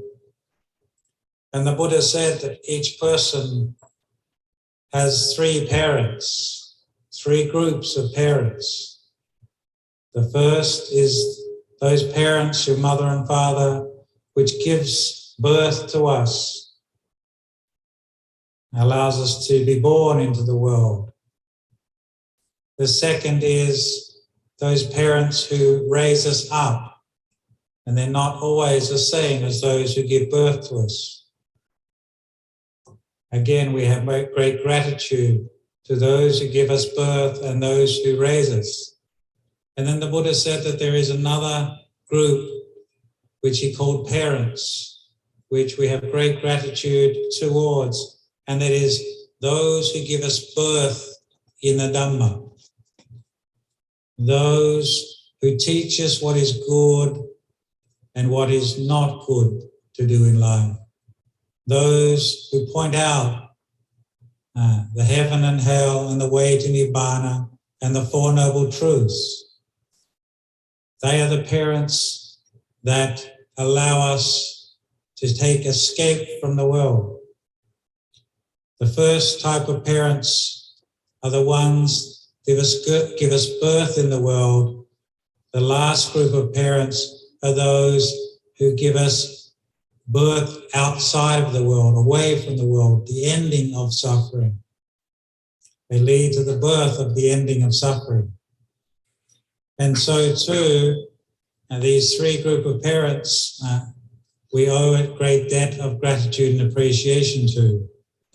Particularly this later group of parents, those who teach us what is right and wrong and point out the path to liberation. And that is why in the forest meditation tradition, in the tradition of the forest monks that I am familiar with in Thailand, there's a phrase when we speak about our teachers that we use often.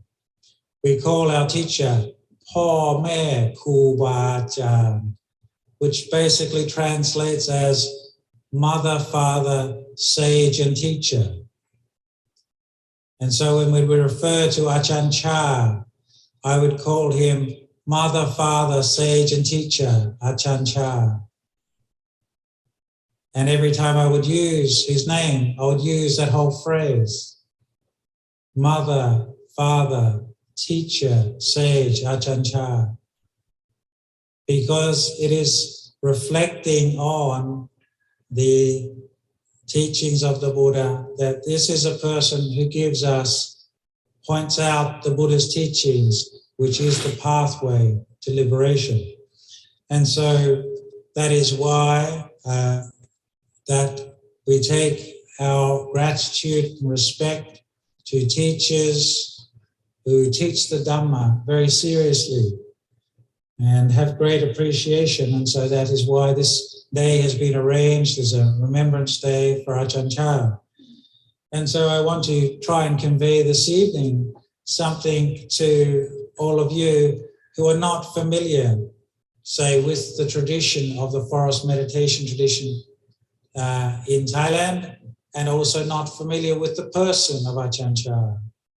I was very fortunate to go to Wat Nong Papong at a time when Ajahn Chah was still healthy and well and still teaching. And so I want to describe how it would be if you were to go to Ajahn Chah's monastery and seek training as a Buddhist, as someone who wants to train in Sila, Samadhi and Panya, virtue, peace and wisdom. And one of the things that was unique in terms of the way Ajahn Chah taught was that he not just taught basic Buddhism or meditation or a meditation technique, but he taught patterns of life training, strategies for dealing with suffering, and skillful means to enable us to end our own suffering ourselves. One of the qualities I think that made Ajahn Chah a particularly skillful teacher was he trained his disciples to grow up and become independent of him by giving them the skills, the strategies, the means, and the techniques of training body, speech, and mind that the Buddha taught.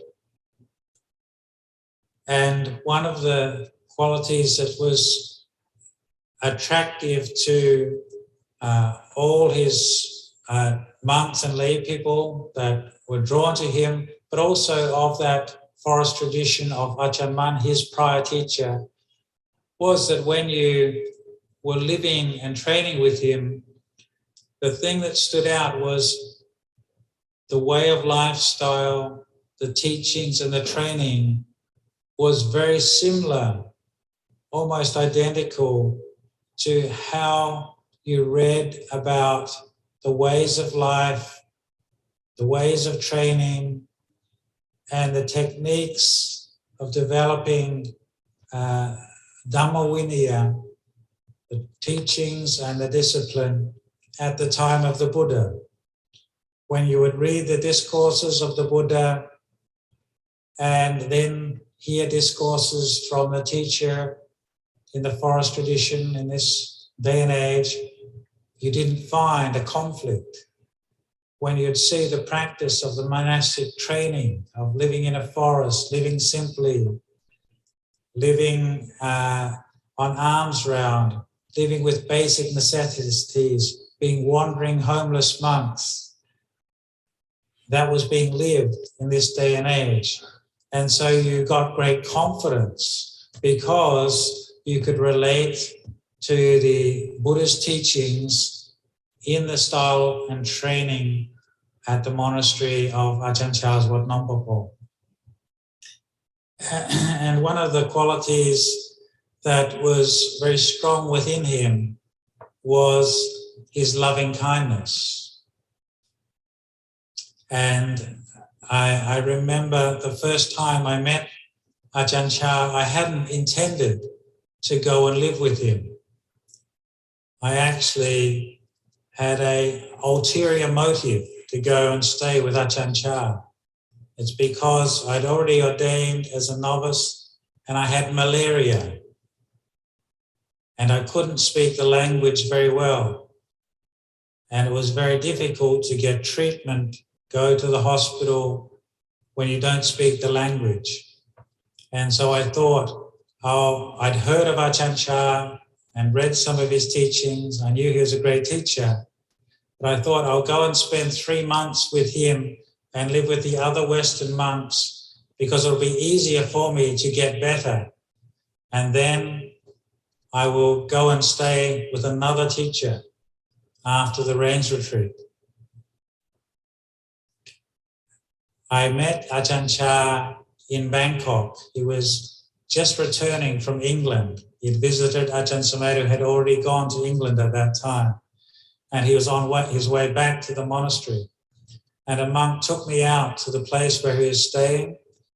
It was at a layperson's property, and she had built a kuti in the garden. And he was staying in that hut. And as I arrived, the car pulled up, we got out, and Ajahn Chah walked across the lawn. And so I knelt down and put my hands in Anjali.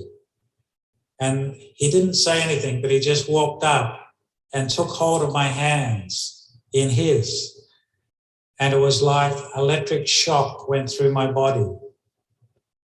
Suddenly, I felt as if someone had lifted a burden off of my shoulders that I'd been carrying around, the burden of the culture shock of coming to Thailand, the change of language, the change of food, the change of culture, the new lifestyle as being a samana, and also the suffering of having malaria.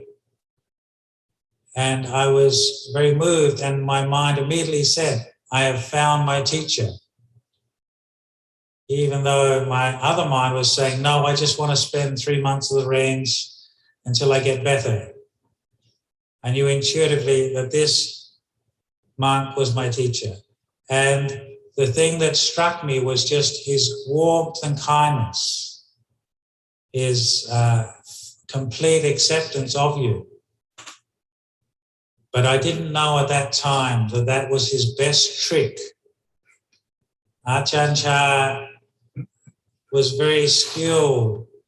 He used to say that the things that people remember is when they first meet you and then when they leave.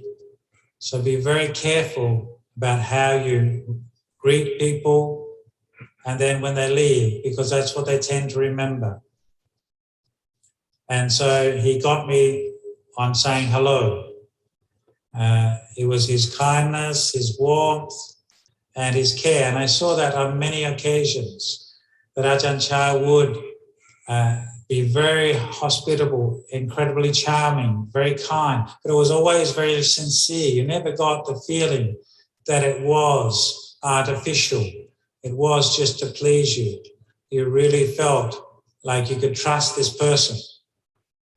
And that was very unique, because there are many teachers in the Buddhist world, and what I've found having met many of those is that some teachers are disciplinarians and so are very strict.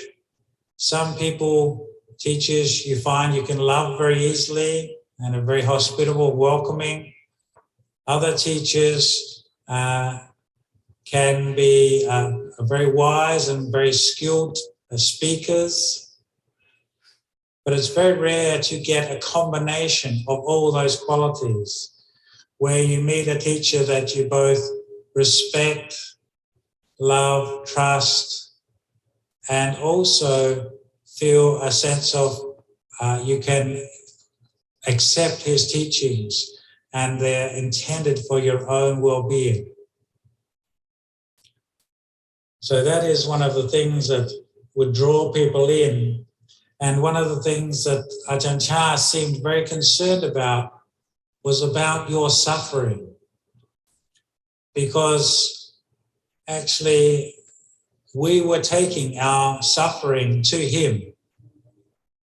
The monks, the lay people were all going to him and saying, we're suffering, we're not happy, we're not enlightened. Please make us happier. Please make us more peaceful. Please make us more wealthy. Please make us more harmonious. And so we were expecting something from him. And he took your suffering and our suffering very seriously. But he had very skillful ways of turning the problem into the solution.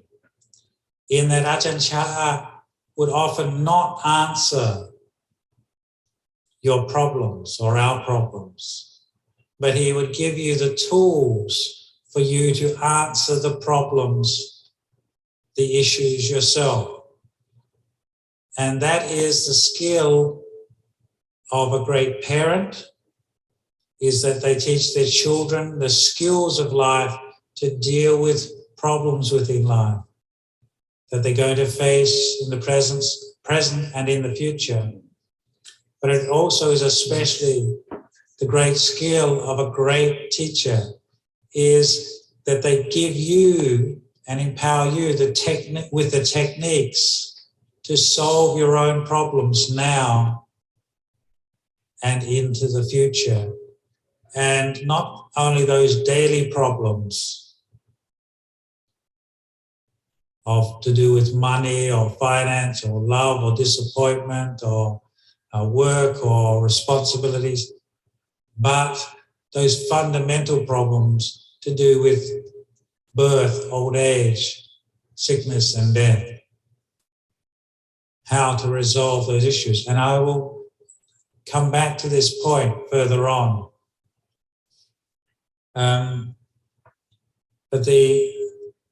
So the first way that Ajahn Chah would give instructions was firstly through kindness.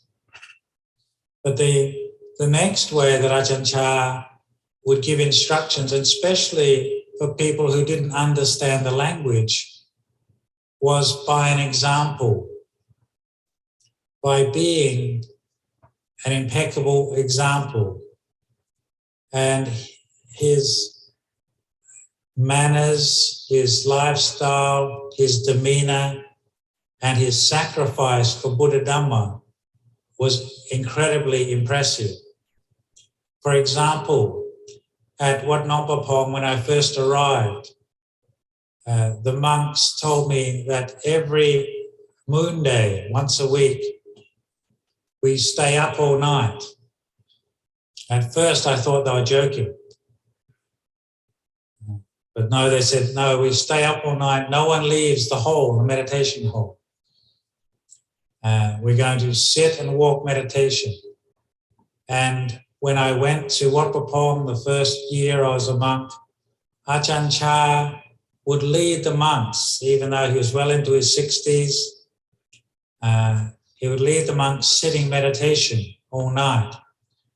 And when Ajahn Chah sat meditation, it was very inspiring because he would sit facing the Buddha image and he would sit like a rock all night, not even moving the slightest. And he set the standard, he set the example. Sometimes you would open your eyes, hoping he would move a little to show a sign of weakness, so that then you could move. But no, he would sit all night. And I remember on one occasion, it was a Visakha ceremony. So people had arrived in the morning very early, many thousands of people, because he was a great teacher and people used to come in great numbers to the monastery. And he received guests all day, gave Dhamma talks and teachings in the morning. And then in the evening, he went to the hall and led the meditation, led the evening chanting, sat meditation again, and then gave a Dhamma talk till about 1 in the morning. And then he got up to go back to his hut to have a rest, which was quite unusual. And so I rushed to take his bag because it gave me an excuse to leave the hall. And I carried his bag out, and as we're walking over to his hut, he just nonchalantly mentioned, I'm not feeling so well tonight. I'm going to have a bit of a rest. I've had malaria for 3 days now. He'd been suffering from malaria for 3 days and no one had noticed, and he'd not shown one slightest sign. And yet he'd been teaching for the last number of days to all of us. And it really struck me then the degree of selflessness, because if any of you have ever had malaria fever, you know that it is a very difficult, painful, and debilitating illness.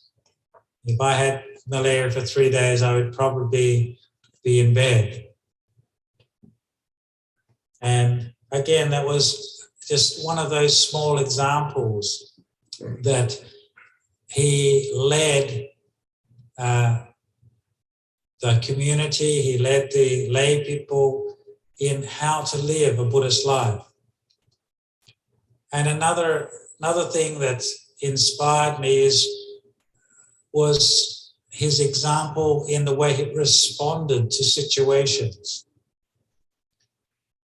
And I think most of us can hear good teachings and read good Dhamma books, but it's when we see somebody put in a very difficult situation and seeing them respond in terms of Dhamma, then that is very inspiring, especially if we consider how we would respond. And one example I saw with my life with Ajahn Chah was at one time, it was in the morning and some buses of people from Bangkok had arrived at the monastery. They'd been traveling all night. And this group of people were being received by Ajahn Chah, and I was sitting right next to him, right close. And the group of people had brought a man who suffered from mental illness with them. And they were going to go and visit many monasteries.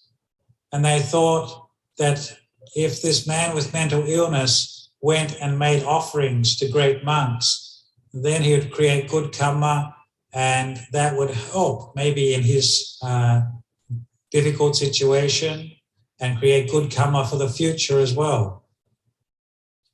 But unfortunately, this man, maybe it's because he'd been up all night, he'd become very aggressive. And as Ajahn Chah was receiving this group of people, this man suddenly jumped up and ran at Ajahn Chah and punched him in the chest. Full punch, very loud. So much so that when I looked over, and then everyone jumped up and grabbed this man down and pulled him down and calmed him down. And all Ajahn Chah said was, he has no mindfulness. And then turned to the people in the audience and said, are you tired? You must be very exhausted on all your travels. He didn't blink an eyelid and he never mentioned it again.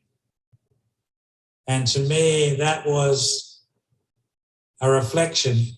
How would I respond if someone came and physically attacked me at this point in time, unexpectedly? Would I just be able to say, they have no mindfulness? And so it was an example like that of someone's ability and skill to respond in a way which was out of the ordinary. And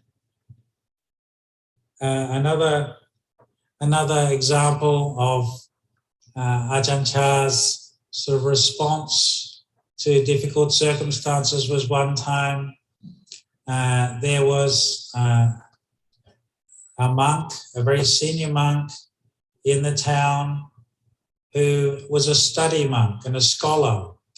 And he was very interested in study and scholarship. Ajahn Chah had studied Buddhist scriptures for 7 years when he was a city monk. But he realized that what didn't lead, just study of scripture, didn't lead to the cutting off of defilements. As he said, everyone can spell hatred. Everyone can spell greed. Everyone can spell delusion. But can we cut it off in our own minds?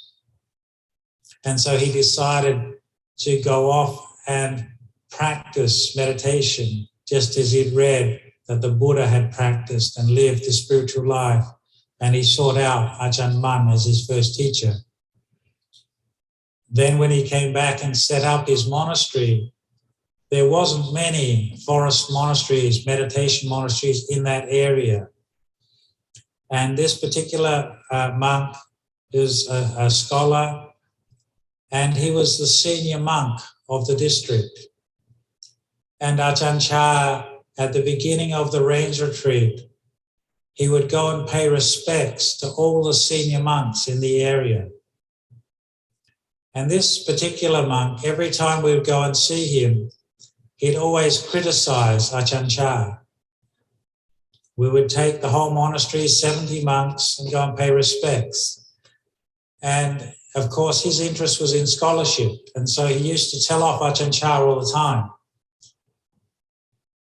He would say, and I remember going with him one time, and this monk said, "What are you teaching these people? You're teaching these monks just to sit with their eyes shut.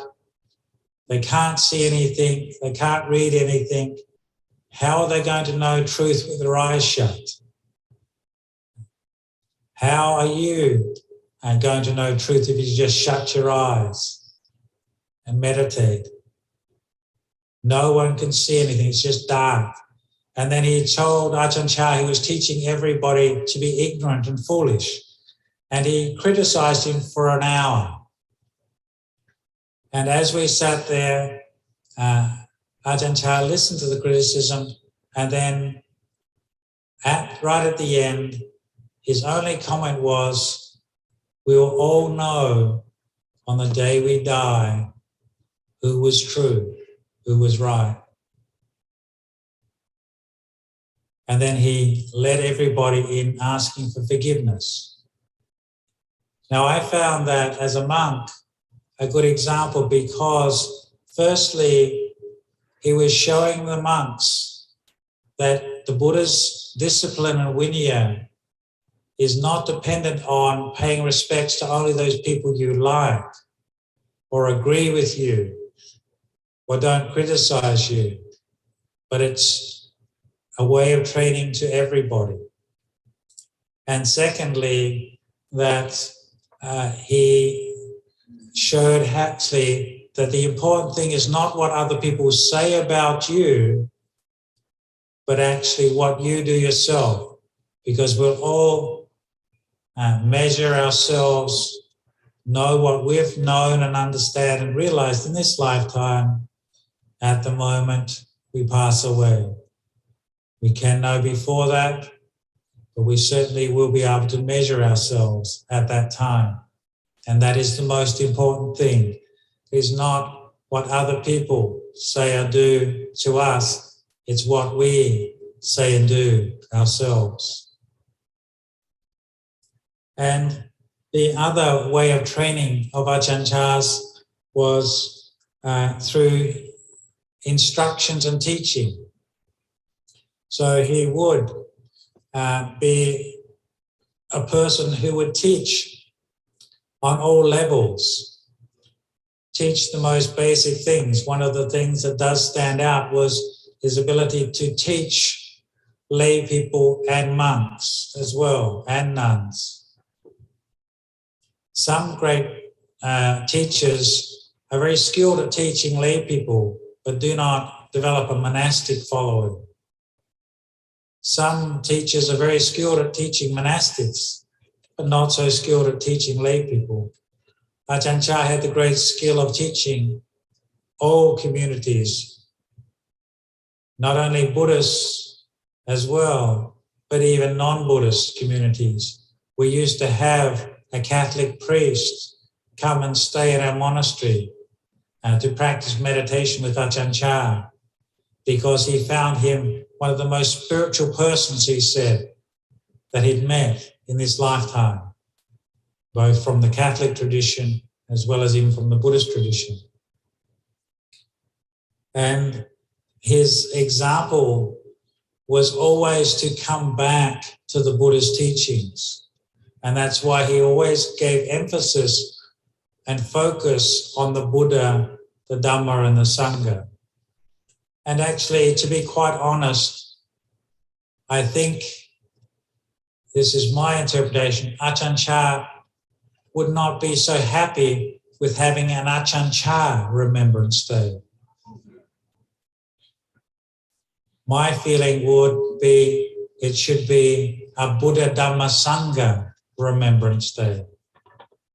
That would be his focus. That was definitely always his focus. And it's very interesting that actually there's very little about his own private life that we know from his biography, because he didn't talk about himself very much. He never described his practice very much. And if he did talk about his practice, he always told you about his difficulties, how hard it was for him to practice, how difficult, the struggles he had to go through on his path to realize the Buddha's teachings. And in that way, it would be very inspiring for people. But also, he would always point you back to the fundamental teachings of the Buddha. And there are two very distinct fundamental teachings which I think stand out and almost are themes in his Dhamma talks. And the first one is to not look at suffering in the world, but look at the cause of suffering in your own heart. Ajahn Chah used to come over to visit us at the International Forest Monastery, Wat Nana Chah. And he would go down the line of monks and he would ask the senior monk, "How are you today?" And the monk would say, "I'm fine." And he would say, "That's uncertain." And then he would go to the next monk and say, "How are you today?" And he would say, "I'm so-so." And he'd say, "That's uncertain." Then he'd go to the monk down the end of the line and he'd say, "How are you today?" And he'd say, "I'm really suffering, Ajahn Chah. It's too hot, it's unpleasant, the mosquitoes are too many, I can't eat the food." And he'd say, "That too is uncertain." He would go down the line of 20 monks and it was only 2 or 3 words he would say, "That's uncertain, that's uncertain, that's uncertain." This idea of this too will change points to this fundamental realization of the Buddha. The ultimate truth of reality, which doesn't change, is that everything changes. So when you know, not just intellectually, understand completely that everything changes, then you can let go of the world. And then you can see the problems of life as they really are. Don't have to attach to them. When you know that this condition, this experience will change, then you can let go of it. Not attaching to be the way you want or not be the way that you want. Allow it to be as it is according to reality. And this ability to point out that everything is uncertain is a theme that would go through his teachings. One monk had had a motorbike accident before he became a monk, and then came to the monastery, and there was lots of sitting and walking meditation, and his knees became inflamed again. And it got so bad that he had to sit on a chair. And it was getting very painful and very difficult for him to do the chanting, to sit cross-legged, to have the meal, because most of that was done on the floor and there were very few chairs in the monastery. And he went to Ajahn Chah and said, "I'm having all this problem with suffering because of my knees." And then he said, it's not meant to be this way.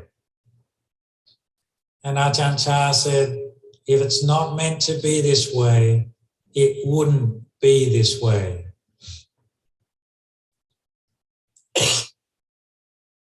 And he realized actually when he actually said that, oh, that's true. This is how it is, not how I want it to be.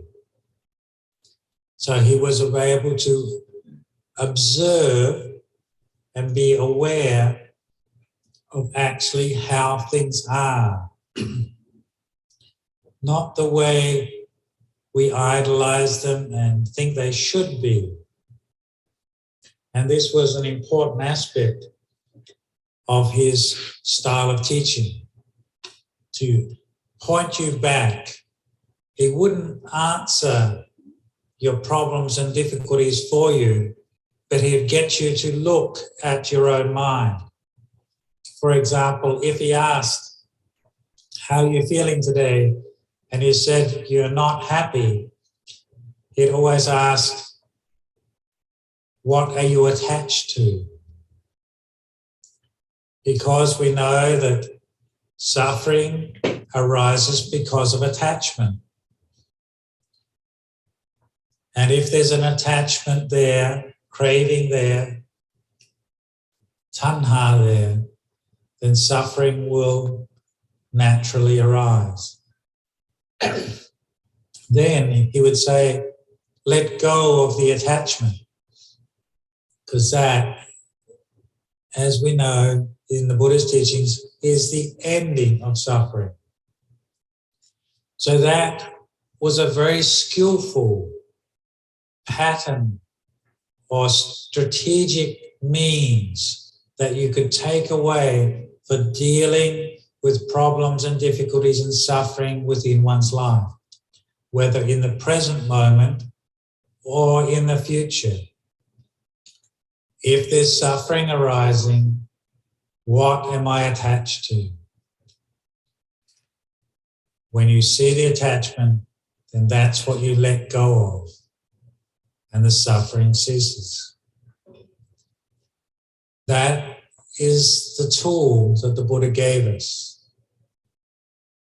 And Ajahn Chah was just re-emphasizing the truths of the Buddha, making them clearer for us to understand. The Buddhist teachings were already clear and precise and simple, but the thing is, we need to be reminded of them. They're not teachings to be left in books, but they're teachings to be realized here and now. And so another aspect of Ajahn Chah's teachings was that he had an absolute commitment to the ways of the Buddha, the ways of doing things of the Buddha. For example, I remember one time a layperson wanted to offer a Volvo to the monastery, a car. And this was 30 years ago in the northeast of Thailand. At that time, there was very, very few cars on the roads. And a Volvo was considered an incredibly expensive car, even to find in Bangkok, let alone in the northeast of Thailand. And this layman wanted to offer it to the Sangha, and particularly wanted to offer it to Ajahn Chah. So Ajahn Chah said to the layman, I cannot receive this myself. I have to have a meeting of the Sangha first. And so he called a meeting of the Sangha and he asked many of the monks their opinions. And some people said, well, it may be very useful if someone gets sick, needs to go to hospital. Someone else said, well, maybe it'd be useful if you receive it and you can go and give more teachings at other places, Ajahn Chah. And so people came up with various reasons to accept this expensive and generous offer. And Ajahn Chah listened to all the opinions and views of the community. Some were for and some against. And then he said, you know, what would the Buddha do? The Buddha spread the teachings for 45 years throughout India. He didn't have a car. I would be embarrassed as a disciple of the Buddha to accept this gift. And that all the monks went silent and said, we agree with you. And it was those examples that he would put up to the community as a way of pointing us back to our source, to the Buddha, pointing us back to the source of the teachings of the Buddha, the Four Noble Truths, the Noble Eightfold Path, the Dhamma Vinaya. The other thing that he'd always point us back was towards respect to the Sangha. Ajahn Chah had immense respect for the Sangha. And that was highlighted many, many times, but one time very clearly when he became sick. Ajahn Chah developed a condition where he had pressure of fluid on the brain and he had a stroke, and that affected his speech and his mobility. But his mind was absolutely alert, very bright and very clear. I looked after Ajahn Chah when he was in this period of illness, but he was still teaching throughout that time. His body was sick, but his mind wasn't. And the people that would come to him would often see him sick, just in the posters you see outside in the exhibition out the front door, sometimes sitting in a wheelchair. And they would get upset and feel sorry. They'd say, I feel so sorry that a great teacher like this is sick. And I would tell them that the body you see is sick, but that's not Ajahn Chah. If Ajahn Chah was still attached to the body, then he wouldn't be the person we know as Ajahn Chah. And I saw that so many times when he wasn't concerned for the body. And one time he had had an operation to remove phlegm from his lungs, and you could see that he realized the body was getting close to passing away. And the doctors had to, they wanted to give him a food and medicine through a nasal drip. And he didn't want that. You could see he realized that he'd had enough. This was enough for this body. There was no further reason to stay alive. It's not that he didn't want to or wish to go. There's no cause. And he refused food and medicine at that time. And so the doctors became very concerned. And so all the monks, the senior monks, came in and asked Ajahn Chah, please, could you take the medicine, could you take food, and could you take liquids further to extend your life? And he remained silent. So then the next day we had a meeting of the Sangha. And then we went to Ajahn Chah and we paid respects to him as a community of monks and said, bowed down to him and said, Ajahn Chah, please, on behalf of the Sangha and all the laity, we request you as a community to food and drink and extend your life for the well-being and happiness of us all. And it's only when we asked on behalf of the Sangha that he nodded his head and continued to extend his life for another 10 years. And it was because of that asking on behalf of the Sangha, because of his respect for the Sangha. And that, I thought, pointed back to the example in the Buddha's life where Venerable Ananda's mind was overcome by Mara and he forgot or didn't ask because he was confused and overcome with sadness that the Buddha was going to pass away. Because there wasn't a cause, then the Buddha could not extend his life out of desire. There has to be a cause. In this particular case, the Buddha, Ajahn Chah would never compare himself to the Buddha, but in this case, the cause had to come from the Sangha, not just his own wish. And it was those examples that set up the standards in our tradition for always respecting the Sangha. And the other aspect of Ajahn Chah's training, once you'd come to him and accepted his training, is that once you became his disciple, then he would teach you to have great patience and endurance. There was a word that's often used in Ajahn Chah's monastery, and it was called Torahman. And Torahman, when translated into English, means torture. And Ajahn Chah was an expert in Torahman. When you say that, it sounds unusual. How can a monk torture his disciples?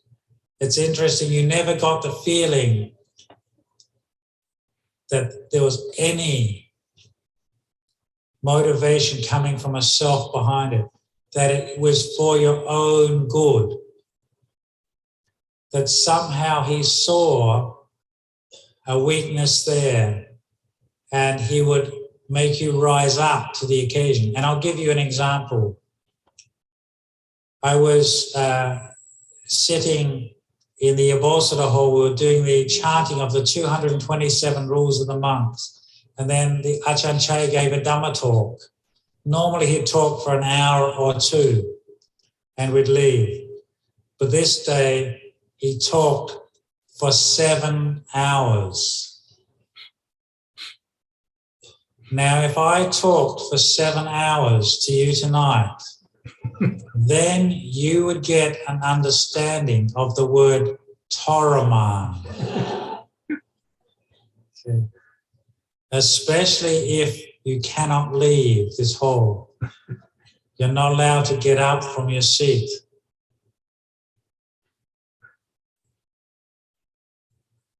After 1 hour, it's inspiring. After 2 hours, it's getting boring. After 3 hours, it's definitely getting on the level of Torahman. And it's very interesting, as he was giving this talk, it was very high Dhamma. And he would then sometimes, I remember after 5 hours, my knees were screaming. And I was looking for a way out, but he couldn't leave. And I remember him looking around and he looked straight at me and he said, "Are you suffering?" And I thought that was obvious. And then he said, "You have to find a way out of suffering in the mind. Don't run away from the suffering." Because the Buddha's teaching of the First Noble Truth is to understand and know and comprehend and transcend suffering.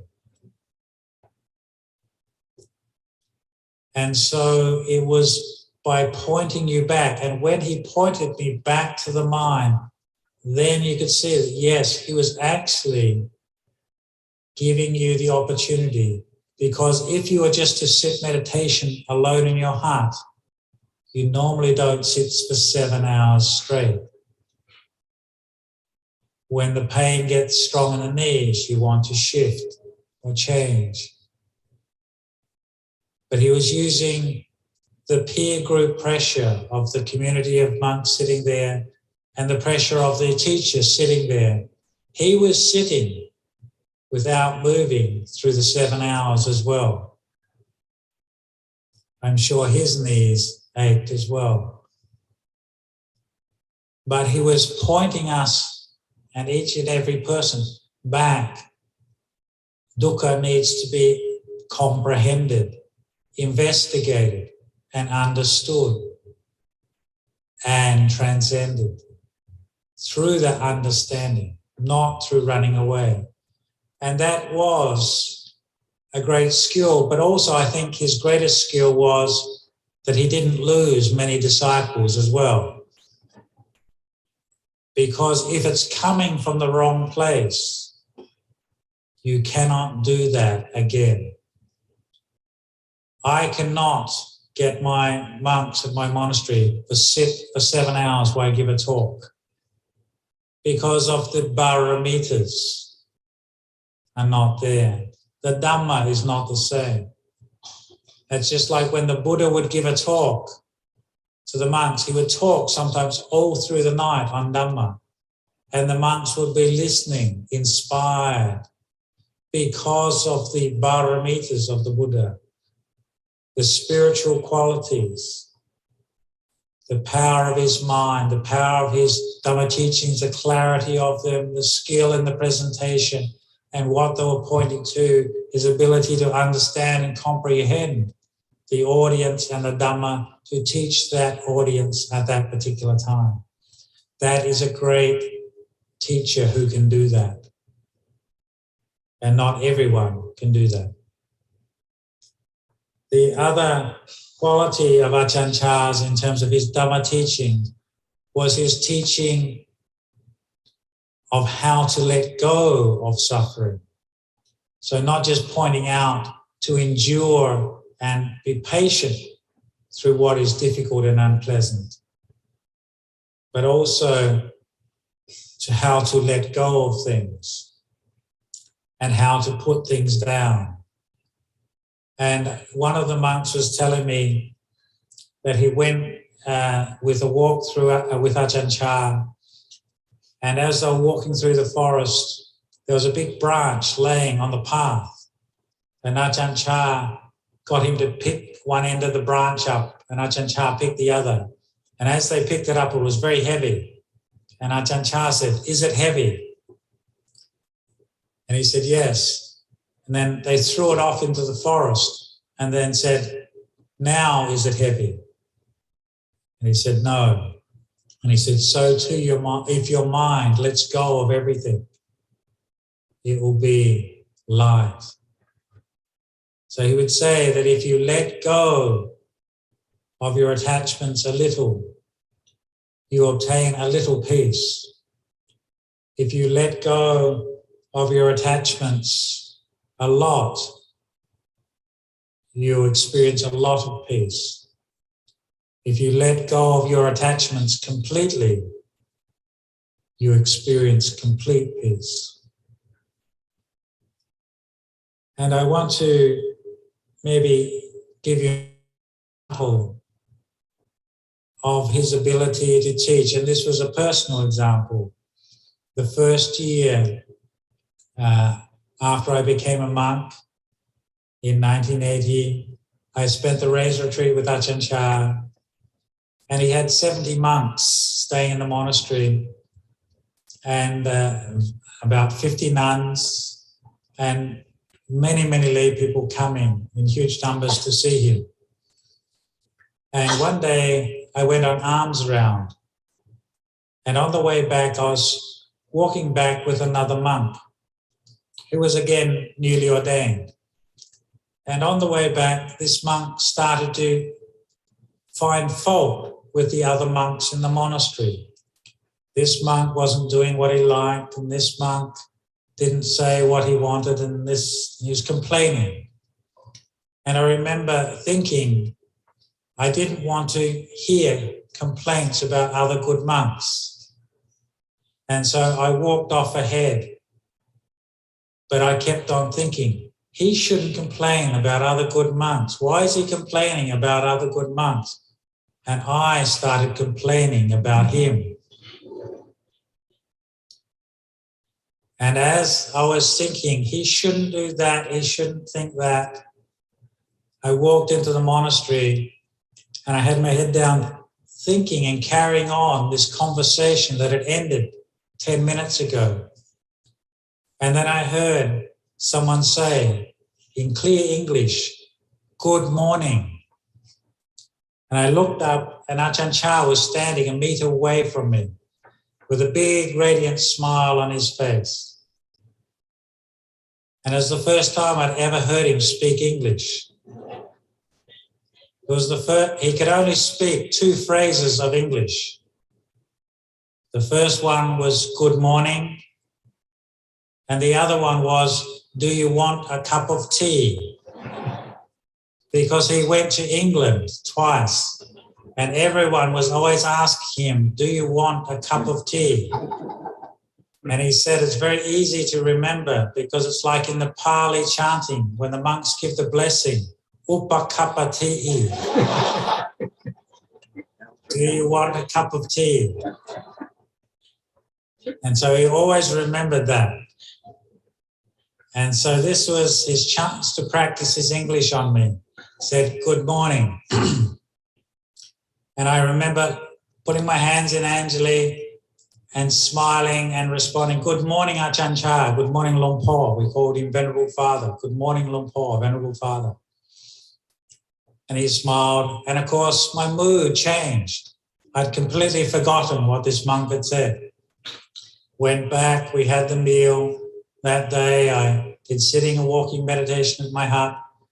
And in the evening, I decided to go and visit him because I had learned as a layman shiatsu, how to do pressure massage. And every now and then I would go to his hut and give him a foot massage. And he found that that was useful. So this day I decided, Ajahn Chah had said good morning to me, I'd go over and give him a foot massage. I went to his hut, and at that time there was about 10 or 15 monks sitting, talking on Dhamma to him and listening to him explain aspects of Dhamma. And he was sitting on a chair like this, a bamboo chair. And so I sat down in front of him on the floor, and he had his legs down, and I started massaging his feet, and he was chatting to the monks. And then they rang the bell.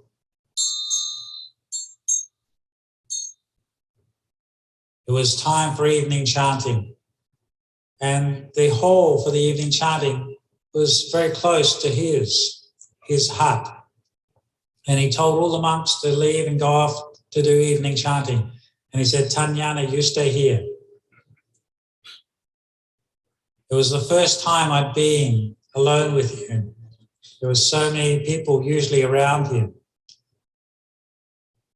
And we didn't have any candles lit. It was dark, but the moon was coming up, and it was one of those beautiful nights when temperature was just right.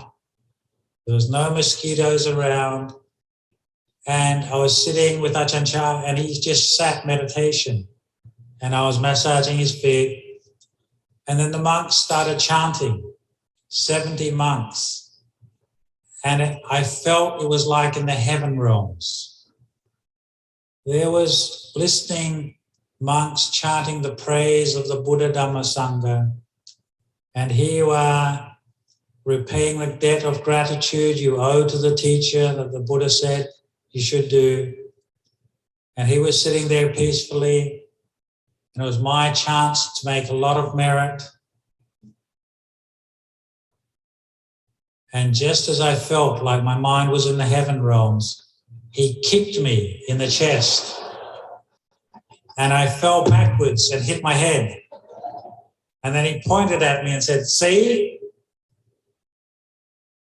one monk says something you don't like. And then another monk says, good morning, and you're delighted all day. Do not get lost in the words of others. Watch your own mind. And then he gave me a Dhamma talk about not delighting in or getting lost in the words of others, whether it's praise or blame, whether we like it or don't. As he would say, if we like it, that's good. If we don't like it, that's good. If it's good, that's good. If it's bad, that's good. And that I was taken back, and I sat with my hands in Anjali's. He gave a very long talk to me. But the thing that impressed me the most was that he knew me better than I knew myself. And also I was moved by his compassion, that I felt very much the compassion of like the Buddha. We read in the suttas that in the morning the Buddha would sit meditation and use his knowledges and psychic powers to pervade the world and see, who shall I help today? Out of compassion. And then he would go and teach Angulimala, for example, and help him out of compassion, relieving him from his suffering. I felt very much that of all the monks in the monastery, Ajahn Chah had decided. He saw me walking in the monastery with my head down, thinking about what this monk said, and realized he's in hell. So he said good morning to take me up to heaven. But he realized you cannot teach somebody in heaven. You have to kick them down to the earth. And then when they're on the earth, then you can teach them not to get lost in the words of another. And he also knew that this monk is very stubborn. If he had just told me everything is impermanent, unsatisfactory, not self, I would have forgotten that years ago. But because he kicked me, I always remember that. And I can offer that as a teaching to you. This is not just me he's kicked. Remember that yourself. When people praise you or blame you, or people say things that you agree with or disagree with, like or dislike, do not get lost in the words of others. Maintain your mindfulness and awareness of yourself. And so I'd like to give this as an example of Ajahn Chah pointing out for us to develop self-awareness and abandon our suffering. And when we do that, then we're coming back to the core teachings of the Buddha. And so today, on this special occasion, we have gathered here, and I'm so delighted to see so many people, so many good bhikkhus and good nuns and lay people who, some of you have heard of Ajahn Chah, some of you have not, are recognizing somebody who doesn't want to be recognized for himself. Ajahn Chah never wanted a personality cult around him. He always wanted us to look to the Buddha Dhamma and to look to the teachings of the Buddha as a way of liberation. To always focus on those fundamental teachings of the Buddha and to apply them and practice them in our own lives, and then we can find the freedom of suffering. So I'd like to end the talk this evening on this point. Sadhu, sadhu, sadhu.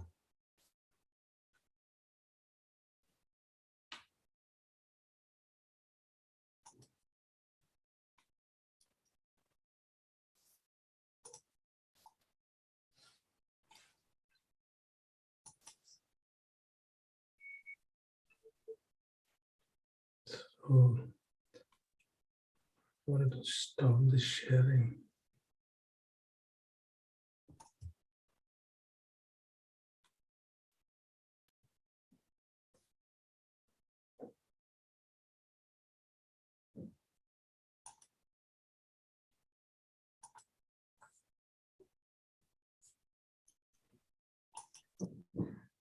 तो sir या भंते जी कुछ कहना चाहते हैं before we close?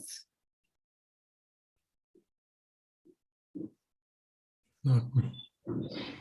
So हम लोग 7 बजे वापस मिलेंगे. May I request Bhante ji for closing for now? अरहं सम्मा सम्बुद्धो भगवान् बुद्धं भगवन्तं अभिवादे वाकातो भगवता धम्मो धम्मं नमस्सामि सुपटिपन्नो भगवतो सावक संघो संघं Namami.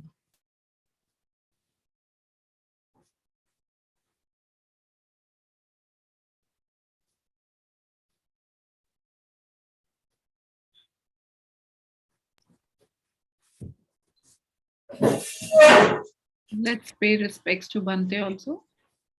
Naman. Naman. Naman.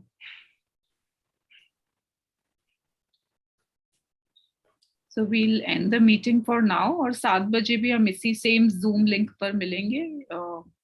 Let's see. Let's meet then.